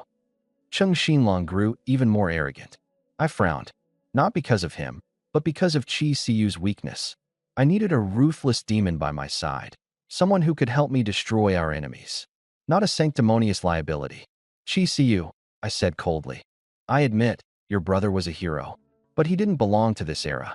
If you're planning to follow in his footsteps, to cling to useless morals just to appease your guilt, then don't blame me if I abandon you. I refuse to let your weakness drag all of us down." This was her last chance. The conflict in her eyes reached its breaking point. The ideals instilled in her from childhood clashed violently with the cruelty of the reality before her. Suddenly, she remembered her brother's last words. "When the time comes, you have to be ruthless." Her trembling fists slowly moved to rest on her chest. The once innocent sparkle in her eyes grew colder and colder, consumed by the frost of determination. "Brother, I'll carry on for both of us. I'll survive this apocalypse and keep going." She raised her head sharply, hesitation disappearing in an instant. Bloodlust array. A terrifying crimson sigil spread across the entire garage. Thousands of survivors, men, women, children, had the blood drained straight from their bodies. In mere moments, they collapsed into dry, lifeless husks. "You?" Cheng Xinlong was dumbfounded by the scene unfolding before him. Disbelief etched across his face as the array claimed him and drained him of his final drop of blood. A wisp of gray soul floated from his corpse, making a last-ditch attempt to escape. But with a single thought, I pulled the soul over with mental force, examining it briefly before dismissing it as uninteresting. I tossed it to the meat mound nearby. Crunch. Gone. The entire base was now a lifeless wasteland. I patted Qi Xiu on the shoulder, saying nothing more. Then I summoned the insect hive queen to clean up the scene. Soon enough, the insects unearthed over 2,000 zombie crystal cores from beneath the ground. Combined with what I collected on the way here, I now had over 3,000 crystals. Over 300,000 units of magic energy. System, roll the draws again. 6 consecutive pulls for Tier 2, Class B. Ding. Consuming 300,000 magic energy. Congratulations. You've obtained Blood Nurse Set. Thank you for participating. Dragon Scale Undergarment. Thank you for participating. Moon Sprite. Skill Book. Combat Doppelganger. 6 rolls for items, not bad. Quantity doesn't matter as much as quality. The real question, are they any good? Feeling a tingle of excitement, I rubbed my hands together and checked the item stats. Blood Nurse Set. Tier 2, Class B+. Blood-based equipment. Boosts phantom blood, healing, and instant skill casting power. Dragon Scale Undergarment. Tier 2, Class B+. Thunder-based equipment. Increases constitution and mental stamina, massively amplifying thunder skill strength. Moon Sprite. Tier 2, Class B+. Pet equipment. Allows you to contract and summon a growth-capable ice sprite as a combat companion. Combat Doppelganger. Tier 2, Class B+. Psychic Skill Book. Allows the user to summon a melee fighter even stronger than themselves at the cost of mental energy. Holy crap, jackpot. I nearly let out an embarrassing pig-like squeal. All 4 are Tier 2, Class B+, the best stuff available at this level. And the cherry on top? They're all incredibly useful. The Nurse Set, absolutely perfect for Qi Xiu. The Dragon Scale Suit? Ideal for Xin Feishua. The Lunar Spirit Pearl was handed to Dumpling, empowering its ice abilities to a whole new level. As for the combat technique book, Battle Substitute, that was mine. Without hesitation, I smacked the skill book onto my own forehead. Ding. Congratulations. Skill acquired. Battle Substitute. Asterisk asterisk. A surge of knowledge filled my mind. I closed my eyes to process it for a moment, then snapped them open, my psychic energy surging forth. Golden threads began weaving together behind me. In mere seconds, they formed a shimmering, 3-meter-tall golden figure. Muscles rippled across the avatar's frame, a colossal broadsword resting in its hands. It looked like a warrior monk descended from the heavens, ready to vanquish demons with righteous might. Not bad in terms of appearance. I nodded approvingly. But let's see if it's all just for show. With a single thought, the golden figure lifted its massive sword and swung down violently in front of us. Boom! A golden arc of destruction erupted outwards, carving a terrifying 100-meter-long trench into the cement ground. The power, more than enough to annihilate a rank 2 opponent with ease. Satisfied, I grinned. With this move in my arsenal, future encounters would surely be much smoother. I then tossed the pearl-like lunar spirit to Dumpling. Curious as ever, the silly cat pawed at it, then tilted its head confusedly while staring up at me, as if to ask, "Human, is this glass ball edible? Just add a drop of your blood?" I said, chuckling at its antics. Obliging, Dumpling let a drop of its blood absorb into the pearl. Instantly, radiant light erupted from its surface. From within, a glowing little sprite fluttered out, brimming with soft, ethereal energy. The tiny spirit hovered around Dumpling affectionately, looking playful. Dumpling, on the other hand, chased it with feline glee like it was a floating laser pointer. Leaving the two fluffy creatures to their fun, I retrieved the understated yet risque nurse outfit and handed it to Chisiyu. She accepted it with flushed cheeks and quickly disappeared to a corner to change. When she emerged moments later, I was rendered speechless. The perfect angelic face, sinfully captivating curves, and that outfit. It was a deadly combination. Under my intense gaze, she was so embarrassed her cheeks turned ruby red as though they were about to drip water. Patience, there's no hurry. Taking out the last piece of scaled dragon undergarments, I placed it carefully inside a hollowed-out, polished jade box, alongside the remaining energy crystal shards and mutant zombie cores. Everything was securely packed before I had a flying insect deliver it to Shinfeishua. It was getting dark, and making it to her place tonight was out of the question. The apocalypse had taught me that nightfall often brought new horrors. Staying cautious, I decided to hunker down and observe our surroundings. We found an abandoned building to camp in. Muzi and Chisiyu offered to cook, while our trusty Meat Mountain companion and some scouting insects went out to hunt. Meanwhile, I lounged on the couch, idly stroking Dumpling as I scrolled through my phone. Internet connectivity was spotty at best, but even through the scattered posts, it was clear the whole world was undergoing drastic, chaotic changes. Humanity's apocalypse had turned into a wild celebration for other creatures. Sigh. I wondered how G. Bowen was faring. 3 days without any word from him. Chances were slim that he was alive. Lost in thought, Dumpling nudged me with its head before rolling over and exposing its fluffy belly. Laughing, I buried my face into the soft fur and took an exaggerated inhale. Any lingering sadness in my heart evaporated instantly. Yes, keep looking forward. Treasure the present. At least for now, I had my cat, loyal companions, food, and shelter. For an apocalyptic world, that was already more than most could hope for. Just then, my phone buzzed. It was a message from Shinfeishua. She'd received the package and sent back a single photo of the dragon scale undergarments followed by a string of head smash emojis. I chuckled. Asterisk, this icy beauty. She definitely got the wrong idea. Asterisk.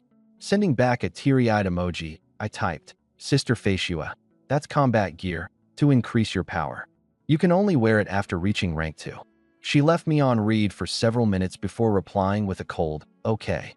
Feigning obliviousness, I cheekily added, by the way, Feishua, what's with all the head smash emojis? Did someone anger you? I'm going to absorb the crystals now, she blurted out before going offline in what I guessed was sheer embarrassment. Huh. Broke into a sweat over this one, didn't you, sis?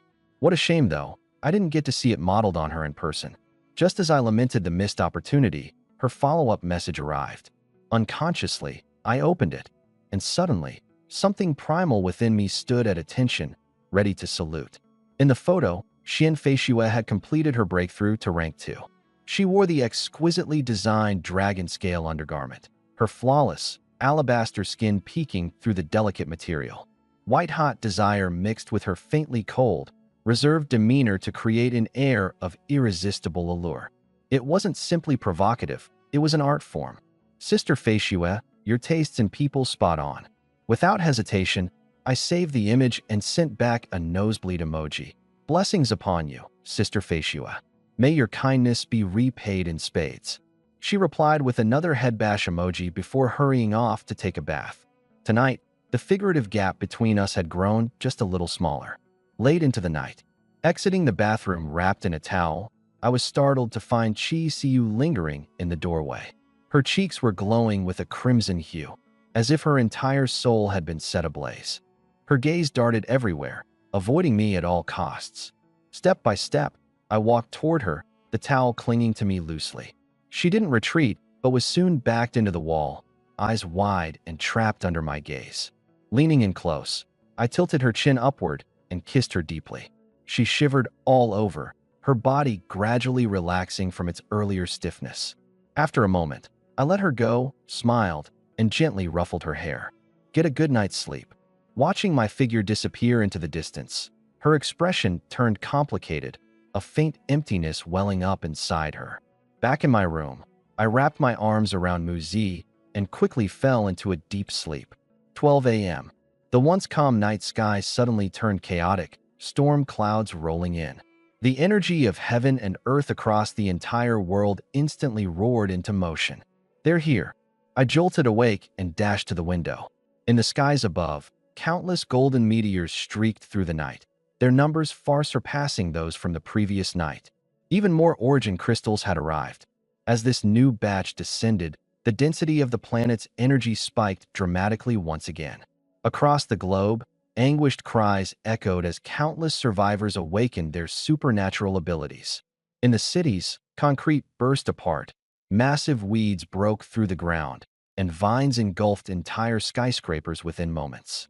Electrical wires, water pipes, fiber optic cables, every trace of human civilization was destroyed in an instant.